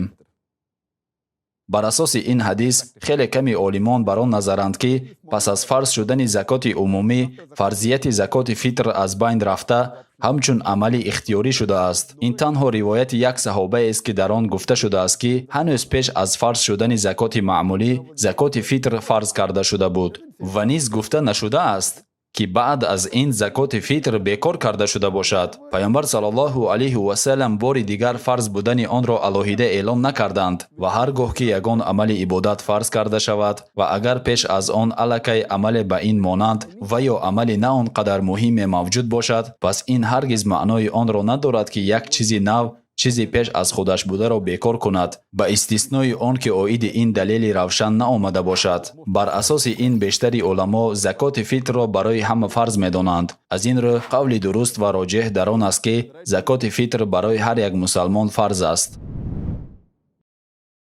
ва акнун аз шумо пурсидан мехостам, ки ҳикмат аз пардохти закоти фитр дар чист? тибқи ҳадисе, ки дар Сунани Абу Довуд дар ҷилди 2 китоби закот дар ҳадиси 1605 омадааст, ки паёмбари дӯстдори мо саллаллоҳу алайҳи васалам гуфтанд: пардохти закоти фитр ё садақа, яъне фитри рӯза барои ҳар мусалмон воҷиб аст. charity for the breaking of the fast. For барои поксозии рӯзадор ва суханони беҳуда аз дашному фаҳшо ва то ин ки ҳамчун ризқи хӯрока барои мискинон бошад. feeding the poor.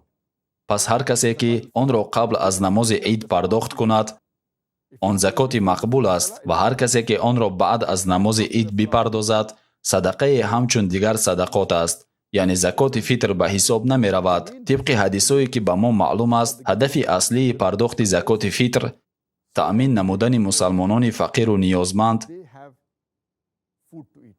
On дар рӯзи асосии сол, рӯзи фитр аст, ки иди аслии тамоми мусалмонон ба шумор меравад. Muslims throughout the year. бинобар ин ҳар мусалмони ниёзмандеро дар ин рӯз бо таом таъмин намудан зарур аст. аз ин рӯ ҳикмати ин дар он аст, ки аввалан таом додани камбизоатон, дуюм пок сохтани рӯзадор аз он кӯтоҳӣ, ки дар давоми рамазон аз ӯ сар задааст, Do the empty talks. The аз қабили суханҳои лағву беҳуда purifies ва дашному бадзабонӣ. the mistakes that done in the fast. саввум барои изҳори шукри неъматҳои Парвардигор, ки моро имкони рӯза доштан дар ин моҳи муборакро дод. Treatment of Ramadan. And ва ниҳоят it acts as a барои покзозии гуноҳҳои хурде, ки аз мо дар вақти рӯзадор буданамон сар задааст. in the month of Ramadan. зеро ки гуноҳҳои хурд савоби амалҳои моро кам мекунад дар ҳоле ки пардохти закоти фитр моро аз даст додани савоби шоиста дар моҳи рамазон боз медорад. доктор Зокир, барои мо мефаҳмондед, ки оё пардохти закоти фитр танҳо барои мусалмононе ки закоти ҳарсоларо медиҳанд ҳатмӣ аст ва ё ин ки барои тамоми мусалмонон?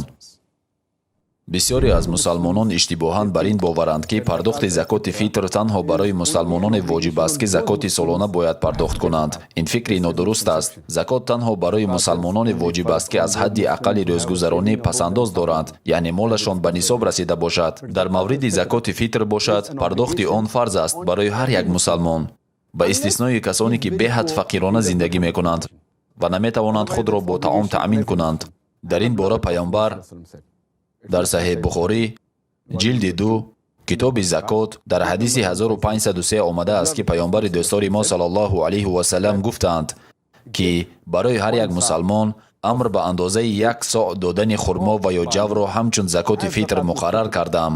барои ҳар як мусалмон, хоҳ ғулом бошад ва ё шахси озод, мард бошад ва ё зан, ҷавон ва ё ин ки пир. барои ҳар як мусалмон, чӣ озод, чӣ ғулом, чӣ ҷавон, чӣ пир, чӣ мард, чӣ зан, закот фарз аст. закоти фитр барои ҳар мусалмон фарз ва ё ҳатмӣ аст.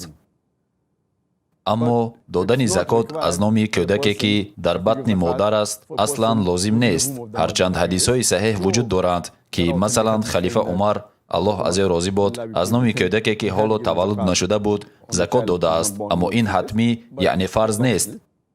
закоти фитр бояд аз номи ҳар мусалмони зинда дода шавад. ва паёмбар саллаллоҳу алайҳи васалам дар сунани имом Байҳақӣ дар ҷилди 4 китоби закоти фитр ҳадиси 7683 гуфта шудааст, ки паёмбари дӯстори мо саллаллоҳу алайҳи васалам дастури пардохти закоти фитр аз номи касоне ки нафақаи онҳо бар ӯҳдаи мо ҳастанд, чӣ аз хурду чӣ аз калонсолон, чӣ аз ғулому чӣ аз озодро додаанд. сардори оила закоти фитрро аз номи тамоми аъзои хонаводааш ки нафақаи онҳо бар ӯҳдаи ӯянд пардохт мекунад, аз номи фарзандон, ҳамсарон, пиронсолон. агар ки ӯ аз падару модари пираш нигоҳубин мекунад, пас ӯ бояд аз номи онҳо низ закоти фитр диҳад. закот бояд барои ҳамаи онҳое ки зери нафақаи моянд дода шавад, чӣ ғулом ва чӣ озод. аз ин рӯ агар шахсе соҳиби ғулом бошад, бар ӯ воҷиб аст, ки ҳатто аз номи он ғуломаш закот бидиҳад. аммо агар инсон дар ҳолати фақру нодорӣ қарор дошта бошад ва натавонад ки барои худ ғизое пайдо кунад ва ҳатто маблағи кофӣ барои пардохти закоти фитр надошта бошад, барои ӯ ҳукми закоти фитр ҷорӣ намешавад. чуноне ки Аллоҳ дар Қуръони Карим дар сураи Бақара сураи 2 ояти 286 гуфтааст: Аллоҳ ҳеҷ касро ҷуз ба андозаи тавонаш таклиф уҳдадор намекунад. инчунин дар сураи Тағобун сураи 64 ояти 16 омадааст: пас то он ҷое ки метавонед аз Аллоҳ тақво кунед. агар инсон маблағи муқарраршуда надошта бошад, аммо нисфи онро дошта бошад, метавонад нисфи ин маблағро пардохт кунад. агар ки инро ҳам надошта бошад, пас пардохт бар ӯ воҷиб нест.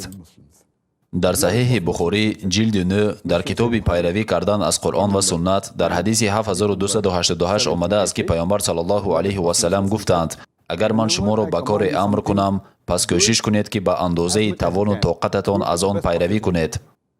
ҳадисе ки дар китоби Саҳеҳ Муслим ҷилди 2 дар китоби Закот ҳадиси 2147 омадааст, ки паёмбари мо саллаллоҳу алайҳи васалам гуфтанд: ба ғулом воҷиб нест ки ҷуз закоти фитр андозе бипардозад. ҳукми андози садақа ба ғулом ба ҷуз аз закоти фитр ҷорӣ намешавад. бархе аз уламо бар ин назаранд, ки агар шумо ғуломи ғайри мусалмон дошта бошед ҳам, аз номи ӯ закоти фитр бояд бидиҳед. аммо ин назари нодуруст аст ва аксари уламо онро иштибоҳ медонанд, зеро он мафҳум ва ё контекстро ба назар намегирад. чуноне ки дар ҳадис омадааст дар сунани Абу Довуд дар ҷилди 2 китоби Закот ҳадиси 1605 омадааст, ки паёмбар саллаллоҳу алайҳи васалам ба таври возеҳ гуфтанд: пардохти закоти фитр ё садақа, яъне фитри рӯза, барои ҳар мусалмон воҷиб аст, барои поксозии рӯзадор аз суханони беҳуда ва даштому фаҳшо و تو این که همچون رزق و خوراکه برای مسکینان باشد. بر اساس این خلاصه میکنیم که زکات فیتر باید از جانب روزه‌دار پرداخت کرده شود، یعنی مسلمان باشد. از این رو دادن زکات فیتر باید تنها از نام غلامان و مسلمانانی که نفقه آنها بر دوش ماست صورت بگیرد، چون غیر مسلمانان به این گروه شامل نیستند. سوال نوبتی: زکات فیتر باید به کی داده شود؟ بسیاری ها اشتباهاً برانند که زکات فیتر را میتوان با همان طایفه آدمان داد که هر سال زکات داده می شود. ما چند روز پیش درباره زکات سالانه و برای کی پیش بینی شدن آن سخن گفته بودیم. 8 طایفه گوناگون را در سوره توبه سوره نوح در آیت 60 ذکر کردیم. اما بسیاری ها اشتباهاً بر این باورند که زکات فیتر تنها به آن همان طایفه پرداخت کرده می شود که این کاملا نادرست است. زکات فیتر به بینوایان، فقرا و به بیچارگان، مساکین پرداخته می شود که وسیله برای روزگارشان ندارند، غذای ندارند. از این رو این عیناً همان طایفه نیست. اگر مقایسه کنیم این محدودتر است از طایفه هر ساله زکات. در سنن ابو داوود در جلد دوم کتاب زکات حدیث 1605 آمده است که پیامبر صلی الله علیه و سلم گفتند: پرداخت زکات فیتر برای هر مسلمان واجب است، برای پاکسازی روزه‌دار از سخنان بیهوده و دشنام و فحشا و تا این که همچون رزق و خوراکه برای مسکینان باشد. زکات فیتر باید پیش از نماز عید داده شود. اگر زکات فیتر پیش از نماز عید داده شود پس آن زکات فیتر به شمار می رود. اگر بعد از آن باشد تنها صدقه از صدقات به شمار می رود. طبق این حدیث زکات فیتر برای رزق و روزی مردم فقیر و نهایت مسکینی که وسیله برای روزگارشان ندارند روانه شده است و برای آنه که آنها حداقل روز عید را جشن گرفته توانند. عیناً به همین خاطر چنانه که در حدیث آمده است آن باید پیش از فرا رسیدن نماز عید پرداخت کرده شود. اگر سخن درباره زکات معمولی سالانه رود پس آن را در هر وقت سال دادن ممکن است. با وجود این حالت‌های میشوند زمانی که شما میتوانید توسط یگان شناس نزدیکتان محصولات خوراکه را بدهید اگر که در منطقه شما مردم کمبغلی که به غذا نیاز دارند نباشند. در این حالت شما میتوانید زکات را توسط شخصی با اعتماد و یا سازمان پرداخت کنید. در این حالت پرداخت را میتوان پیشتر انجام داد، اما چیز اساسی که باید به نظر گرفت این است که شخصی باورناک که از شما خوراک و یا پول برای خرید آنها میگیرد آن را پیش از نماز عید، بهترش سحر پیش از رفتن به گیرنده یعنی به فقیر و مسکین رساند و یا بیگاهی پیش از عید یا یک چند روز پیشتر. طبق حدیثی که در صحیح بخاری جلد 3 کتاب احکام وکالت حدیث 2311 آمده است که ابو هریره رضی الله عنه میگوید پیامبر الله صلی الله علیه و سلم مرا همچون مسئول برای جمع نمودن زکات فیتر تعیین کردند. این از آن گواهی می‌دهد که شخصان مسئول را تعیین کردن ممکن است که بعدتر به طبقه های دخلدار اهالی محصولات می‌رسانند. در کتاب احادیث صحیح ابن خزیمه حادثه آورده شده است که یکی از حاضران پرسید ابن عمر عادتاً در کدام وقت زکات میداد؟ با او گفتند وقتی که مسئول جمع کننده زکات پرداخت ها را جمع میکرد. پس او پرسید کی او پرداخت ها را جمع میکرد؟ با او گفتند چند روز پیش از روز عید. این از آن به ما گواهی می‌دهد که افراد مسئول را تعیین کردن ممکن است که بعدتر آنچه را که جمع آورده شده است در وقتش به طبقه های دخلدار اهالی پیش از نماز عید الکی در شکل محصولات خوراکه رسانیده می شود و نه غیر این. مقدار زکات فیتر طبق سنت پیامبر صلی الله علیه و سلم چند قدر است؟ اگر درباره مقدار پرداخت زکات فیتر سخن رانیم آن 1 صاع طعام و محصولات خوراکواری رایج و معمول در بین مردم است. طبق حدیثی که در کتاب ابن خزیمه کتاب زکات حدیث 2417 آمده است، جایی که ابن عباس الله از ایشان راضی باد روایت میکند که زکات فیتر عبارت از 1 صاع می باشد. چنانه که در صحیح بخاری نیز آمده است. در جلد 2 کتاب زکات حدیث 1510 گفته شده است که پیامبر صلی الله علیه و سلم در زمان خود мизони закоти фитрро ба андозаи 1 соъ аз маҳсулоти хӯрока муқаррар кардаанд. Дар ин бора дар Саҳиҳ Бухорӣ ҷилди 2 китоби закот дар ҳадиси 1503 низ омадааст, ки дар он Ибни Умар ривоят мекунад, ки паёмбар саллаллоҳу алайҳи васалам барои ҳар як мусалмон амр ба андозаи 1 соъ додани хурмо ва ё ҷавро ҳамчун закоти фитр муқаррар кардаанд. Ҳамаи ин ҳадисҳо миқдори 1 соъро мегӯянд, аз ҷумлаи хурмо, ҷав, мавиз ва ғайра, ба истиснои гандум. Дар муснади имом Аҳмад ҳадиси 23775 омадааст, ки паёмбар саллаллоҳу алайҳи васалам гуфтанд: бигзор 1 соъ гандум ба 2 тақсим карда шавад ва 1 соъ хурмо ё ин ки 1 соъ ҷав барои як кас ҳамчун закоти фитр дода шавад. Бар асоси ин ҳадис ғизо метавонад хурмо бошад ё ҷав, биринҷ, мавиз, овёс, аммо дар мавриди гандум бошад 1 соъи онро миёни 2 нафар бояд тақсим кард, яъне нимсогӣ барои як шахс. Уламо бар ин боваранд, ки шояд дар он рӯзҳо пайдо кардани гандум осон набуд.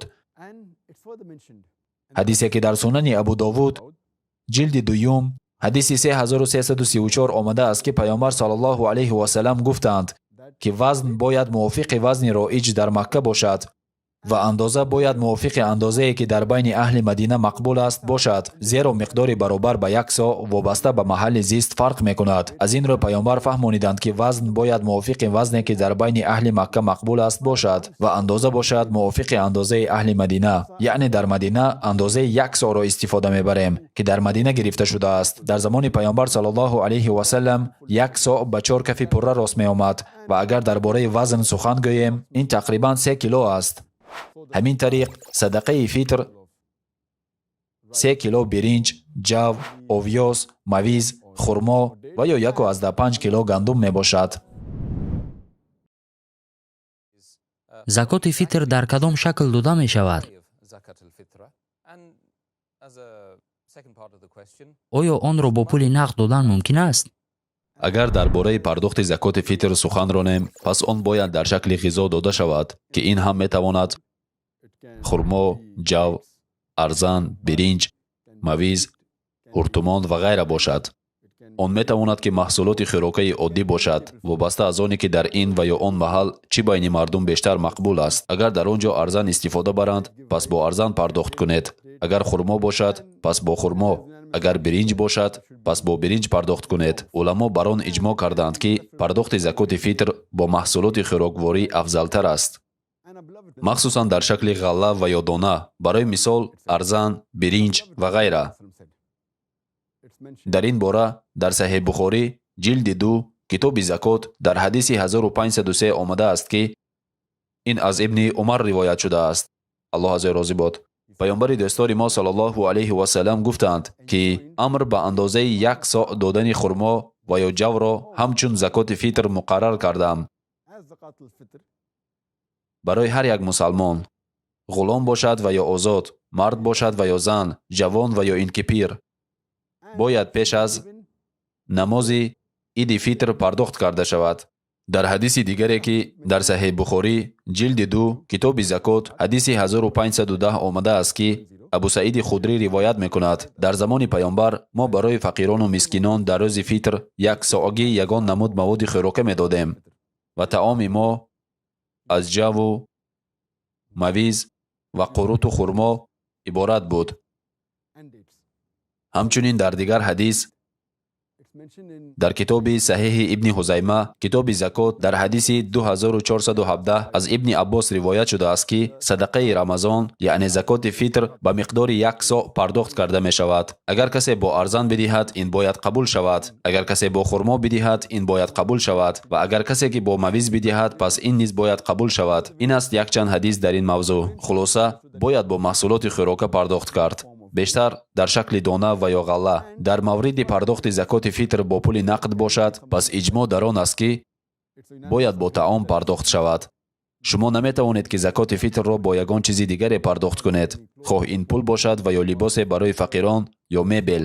ҳамаи инро мешавад ки ҳамчун як садақаи маъмулӣ диҳем, на ба шакли закоти фитр. ҳамчунин дар ҳадисҳои дар боло овардашуда возеҳу ошкор гуфта шудааст, ки закоти фитр бояд то намози ид пардохт карда шавад. برای آنه که فقیران و مسکینان این روز را جشن بگیرند و طعام برای خوردن داشته باشند. اگر که زکات فطر با پول نقد و یا قیمت طعام داده شود، پس آنها می توانند که آن پول را به تأخیر گذارند. از این رو علما بر این اجماع کردند که پرداخت باید در شکل محصولات خوراکواری باشد تا اینکه آنها برای خود طعام آماده کنند و در روز عید تشویش از نبودن طعام نکشند.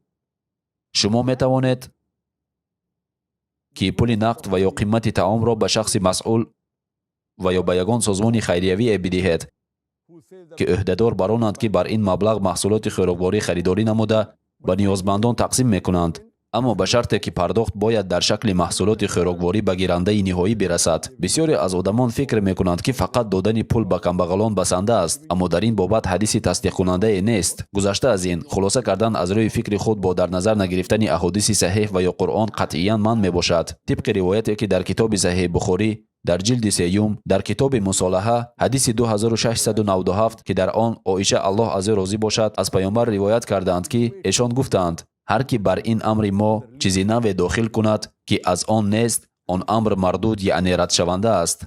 و همچنین حدیثی که در کتاب صحیح مسلم جلد 3 در حدیث 4267 آمده است که پیامبر صلی الله علیه و سلم گفتند هر کی در دین ما عملی را ایجاد کند که بر آن امر ما نیست، پس آن عمل مردود است. همین طریق نوآوری در دین منع است. زکات فطر باید در شکل محصولات خوراکه پرداخت کرده شود، چنانکه که در حدیث مقرر شده است. پرداخت با پول نقد و یا در شکل دیگر اجازه داده نمی شود. زکات معمولی باشد هیچ گپ نیست، اما زکات فطر باید به شکل محصولات خوراکواری پرداخت کرده شود. بعضی از مردم بر این ادعا میکنند که در زمان پیامبر پول یک چیز نادر بود و پول کاغذی باشد عموما وجود نداشت، که به نظر آنها گویا این سبب پرداخت زکات در شکل محصولات خوراکه شده است، در حالی که امروز همه چیز تغییر یافته است. اما آن را به نظر نمیگیرند که در زمان پیامبر صلی الله علیه و سلم پول دینار و درهم الکی در معاملات بود، بگذار که در شکل کاغذ نباشد هم، ولی پول در معاملات بود. از این رو این گونه دلیل ها بی اساسند و زکات فطر باید تنها به شکل محصولات خوراکواری پرداخت کرده شود، نه غیر این. آیا زکات فطر باید در جای استقامت پرداخت کرده شود و یا می شود برای نیازهای مردمی که ساکنان دیگر شهر هستند انتقال داده شود؟ اگر درباره پرداخت زکات فطر سخن رانیم، آن باید در جای استقامت پرداخته شود. اگر شما در جای معین زندگی کنید، پس آن باید به نیازهای مردم این منطقه پرداخت کرده شود. حتی اگر شما در سفر باشید و در عرفه عید به کشور دیگر بیایید، پس زکات فطر باید در آن همان کشور پرداخت کرده شود. هرچند برخی از علما بر این نظرند که اگر در محله شما همه ثروتمند باشند و هیچ کس محتاج نباشد، پس شما می توانید مبلغ‌های جمع شده را به کشورهای فرستید که مردمشان فقیر هستند. اما قول درست آن است که زکات فطر باید در جای استقامت داده شود. همه یک جا جمع شده این حادثه فرح بخش را جشن گیرید.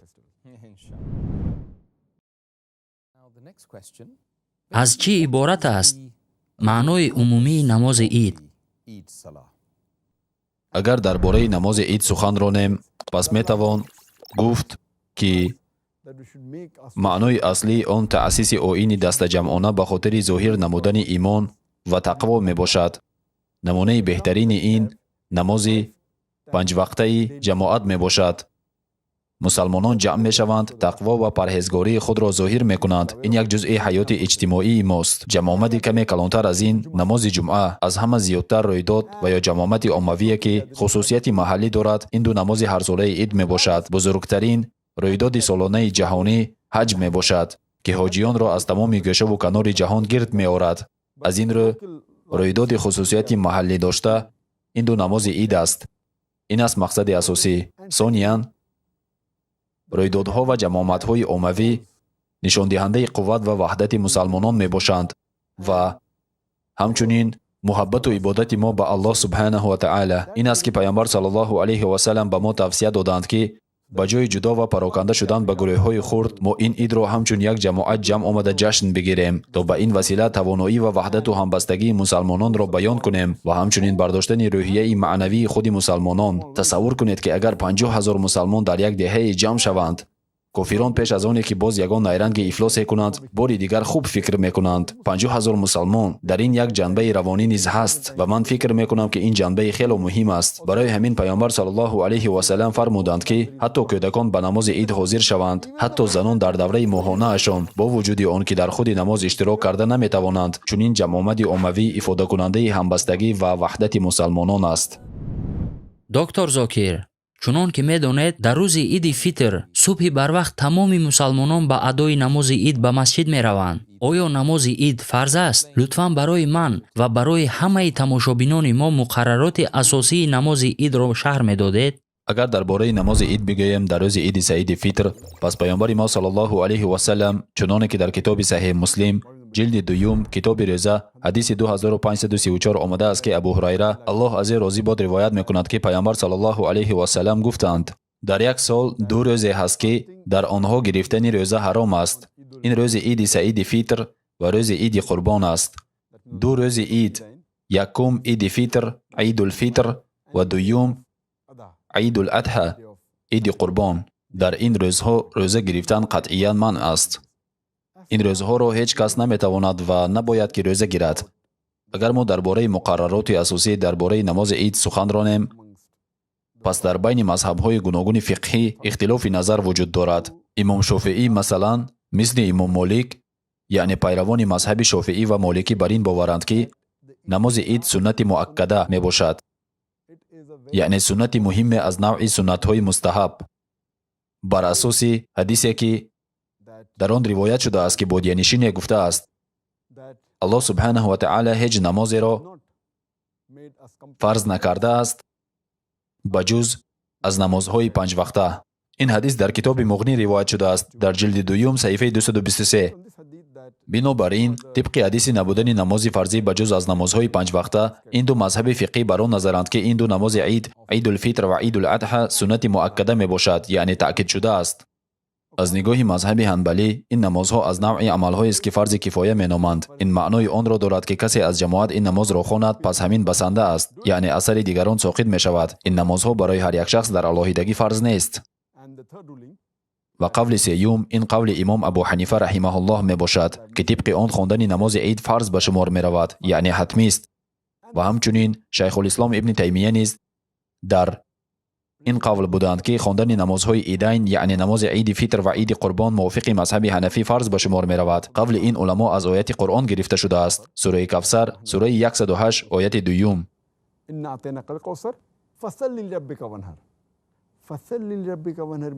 пас барои парвардигорат намоз бихон ва қурбонӣ кун.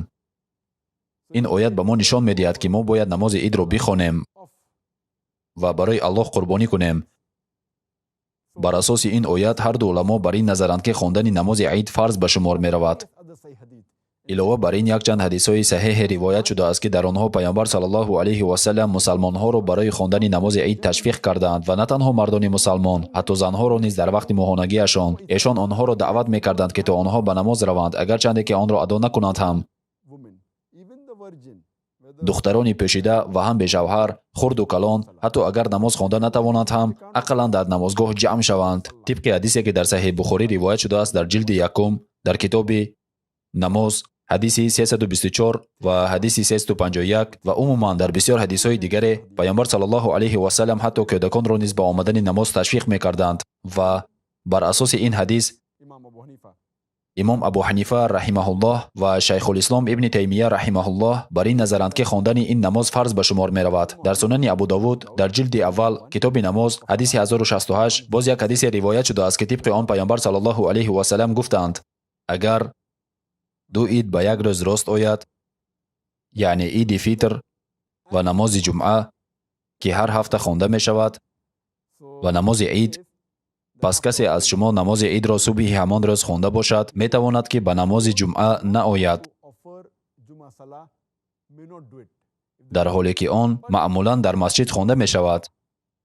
ин яъне аз он мегӯяд ки агар шумо аллакай намози идро дар ҷамоат хонда бошед, масалан намози иди фитр, пас намози ҷумъа ки ҳатто аз нигоҳи маъно муҳимтар аз намози панҷвақта ба шумор меравад, тибқи гуфтаи паёмбар саллаллоҳу алайҳи васалам мешавад ки дар ин рӯз хонда нашавад.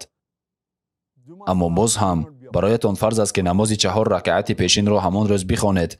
аз ин рӯ ин далели қавӣ барои фарз донистани намози ид аст ва дар ин бора ба назари имом абу ҳанифа ва шайхулислом ибн таймия аллоҳ аз онҳо розӣ бошад комилан шарикам. доктор Зокир, лутфан бигӯед ки намози саҳрии идро, яъне намози ид, дар кадом соат хондан мумкин аст allowed to be prayed early in the morning. ва вақти он кай ба охир мерасад?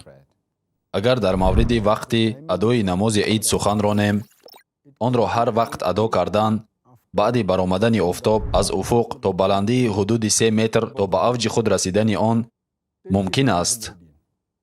ҷумҳури уламо бар он назаранд ки ин вақт аз лаҳзаи баромадани офтоб аз уфуқ ба дарозии як найза ва то ба авҷи худ расидани он мебошад. вақти охирини намоз он вақтест ки офтоб аллакай ба авҷи худ наздик шудааст ва аз ҳама вақти пештараш ин вақтест ки офтоб аз уфуқ ба дарозии як найза баромадааст. дар китоби сунани абу довуд дар ҷилди 1 китоби намоз ҳадиси 1131 гуфта мешавад ки дар вақти яке аз ду ин намозҳои ид абдуллоҳ ибни баср яке аз саҳобии паёмбар саллаллоҳу алайҳи васаллам ба адои намози ид бирафт ва дид ки имом намозро ба таъхир гузоштааст. аз ин рӯ ӯ гуфт: дар замони мо, яъне дар замони паёмбар, мо аллакай ин вақт намоз хонда шуда будем. аз ин рӯ тавсия дода мешавад ки намозро то дер ба таъхир нагузоред.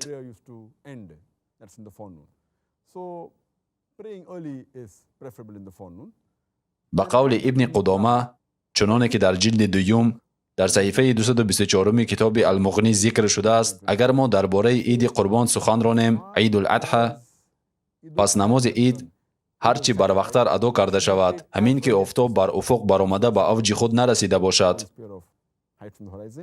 зеро барои мардум вақт лозим аст то ин ки қурбониҳои худро забҳ кунанд ва барои пухтани гӯшт барои хӯроки нисфирӯзӣ вақт пайдо кунанд. ва агар ки мо дар бораи иди Саиди Фитр сухан ронем, Идул-Фитр, пас намози ид хуб аст ки каме ба таъхир гузошта шавад, то мардум барои пардохти закоти фитр вақт пайдо кунанд.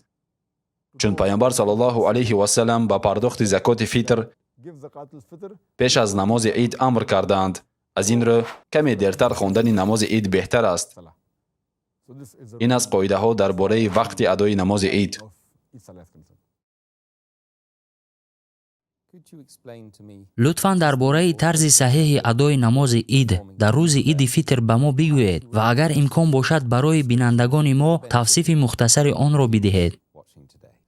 дар мавриди адои намози ид дар байни мусалмонон ихтилофи назар вуҷуд дорад.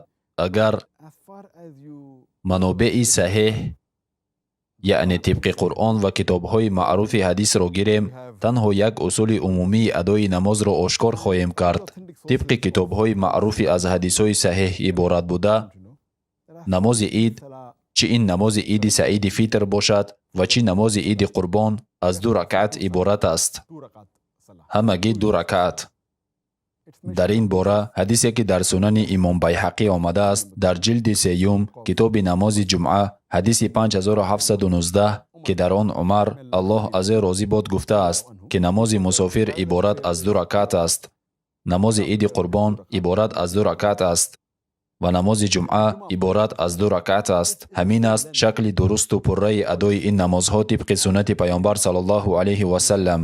ҳамин тавр намози ид аз 2 ракъат иборат аст. нуқтаи дуюм ин аст ки пеш аз намози ид на азон гуфта мешаваду ва на иқомат. дар ин бора ҳадисе ки дар Саҳеҳ Муслим омадааст, дар ҷилди 2 китоби намоз ҳадиси 1929 ки дар он Ҷобир ибни Самура гуфтааст ки чӣ гуна дар паҳлӯи Расули Аллоҳ саллаллоҳу алайҳи васаллам борҳо намози идро хондааст, ки дар он на азон гуфта мешуду, на иқомат. ҳамин тариқ ҳеҷ яке аз ин намозҳо бо азон ва иқомат хонда намешаванд, чун аз намозҳои маъмулии ҳаррӯза фарқ доранд. нуқтаи саввум ин аст ки пеш аз намози ид ва баъд аз он ягон намози суннат вуҷуд надорад. набояд ки 2 ракъат намози суннат чӣ пеш аз намози ид ва чӣ баъд аз он хонда шавад.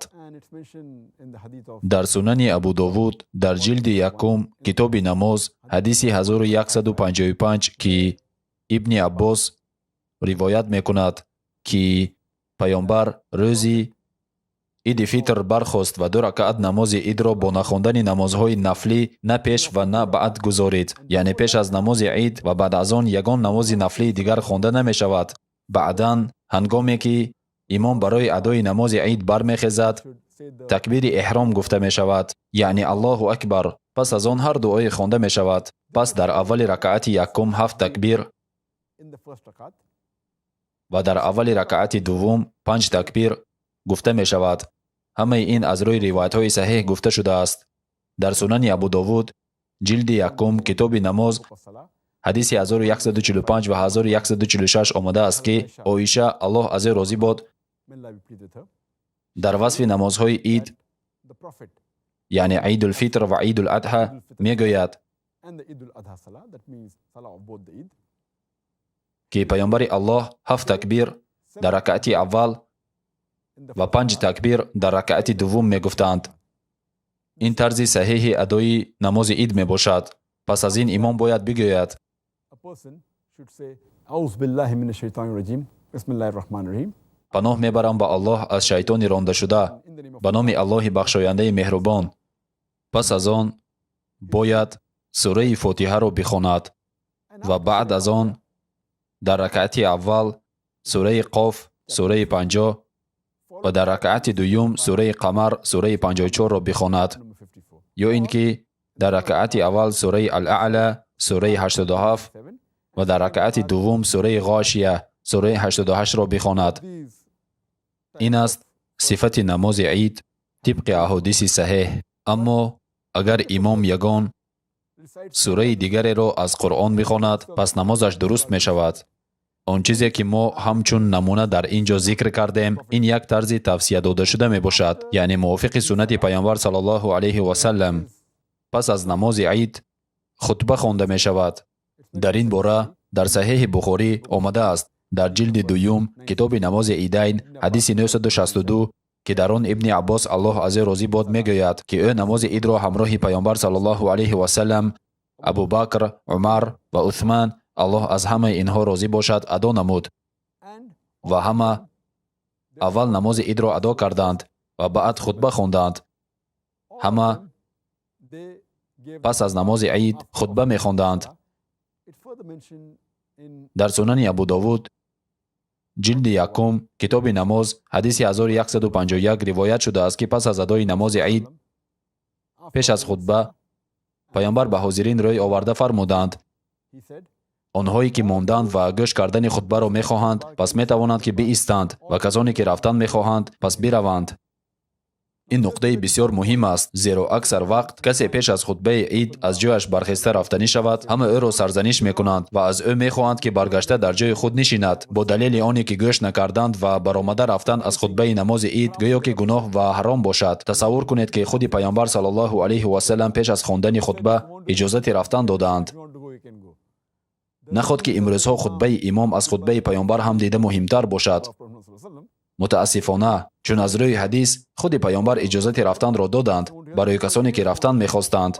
البته خوبتر آن است که ایستاده خطبه را گوش کنید ولی رفتن را نیز هیچ کس منع نکرده است.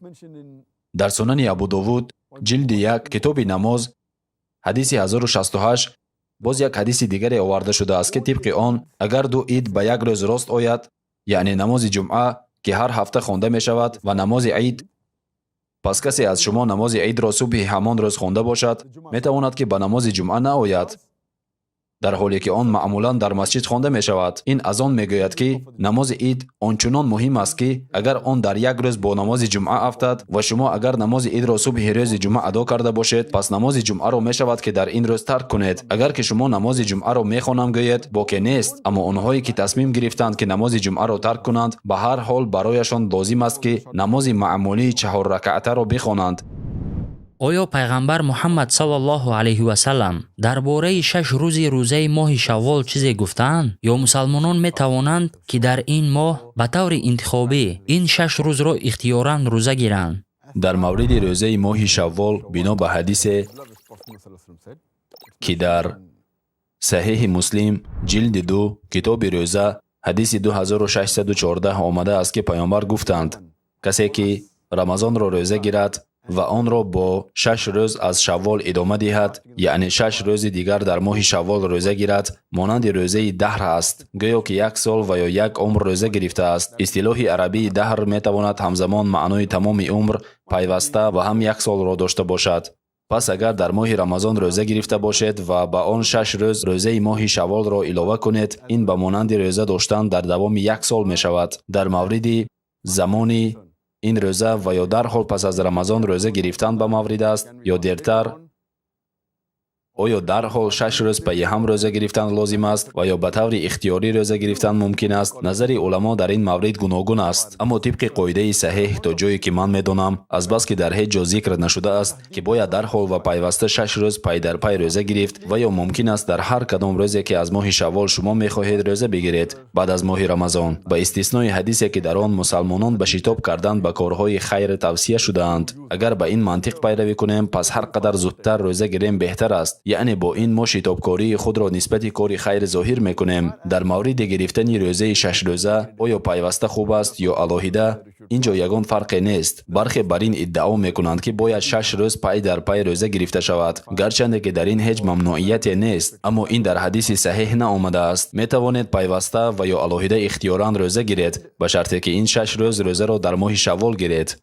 و نقطه سوم که در آن اختلافات وجود دارند، چون این روزه نفلی اختیاری است، بنابراین شما صبح همان روز می توانید که نیت بکنید و یا در هر وقت. برخی از علما بر این نظرند که این جایز نیست، باید شب پیش از روزه نیت کرد، زیرا این یک روزه مهم نفلی است. اما طبق احکام احادیث صحیح شما می توانید سحر از خواب برخیزید و نیت کنید، به شرطی که شما حالا چیزی خورده و یا ننوشیده باشید. این از 3 نقطه درباره اختلافات کوچک در مورد روزه داشتن در ماه شوال، ولی طبق منابع صحیح شما می توانید که در هر روز ماه شوال روزه بگیرید، در نیمه اول، در بین ماه و یا در آخر آن. می توانید پی در پی و یا در روزهای اختیاری روزه گیرید. شما می توانید که دیر نیت کنید، اما به شرط عملی را که روزه اتان را می شکند نکرده باشید. گذشته از این، هر سال روزه گرفتن شرط نیست. البته خوب است که شما روزه می گیرید، الحمدلله. گاه وقت روزه می دارید، گاه وقت نه. فرض کردیم شما روزه داشتن می خواهید، اما ماه شوال همگی 2 روز مانده است. این معنای آن را ندارد که شما روزه گرفته نمی توانید. اگر در این 2 روز روزه داشته توانید، پس اجر و پاداش این روز را خواهید گرفت. مقصد اساسی حدیث این است که به ما توصیه داده شده است تا در ماه شوال پس از روزه ماه رمضان 6 روز روزه بگیریم و این هم برابر آن می شود که گویا 1 سال روزه داشته باشیم.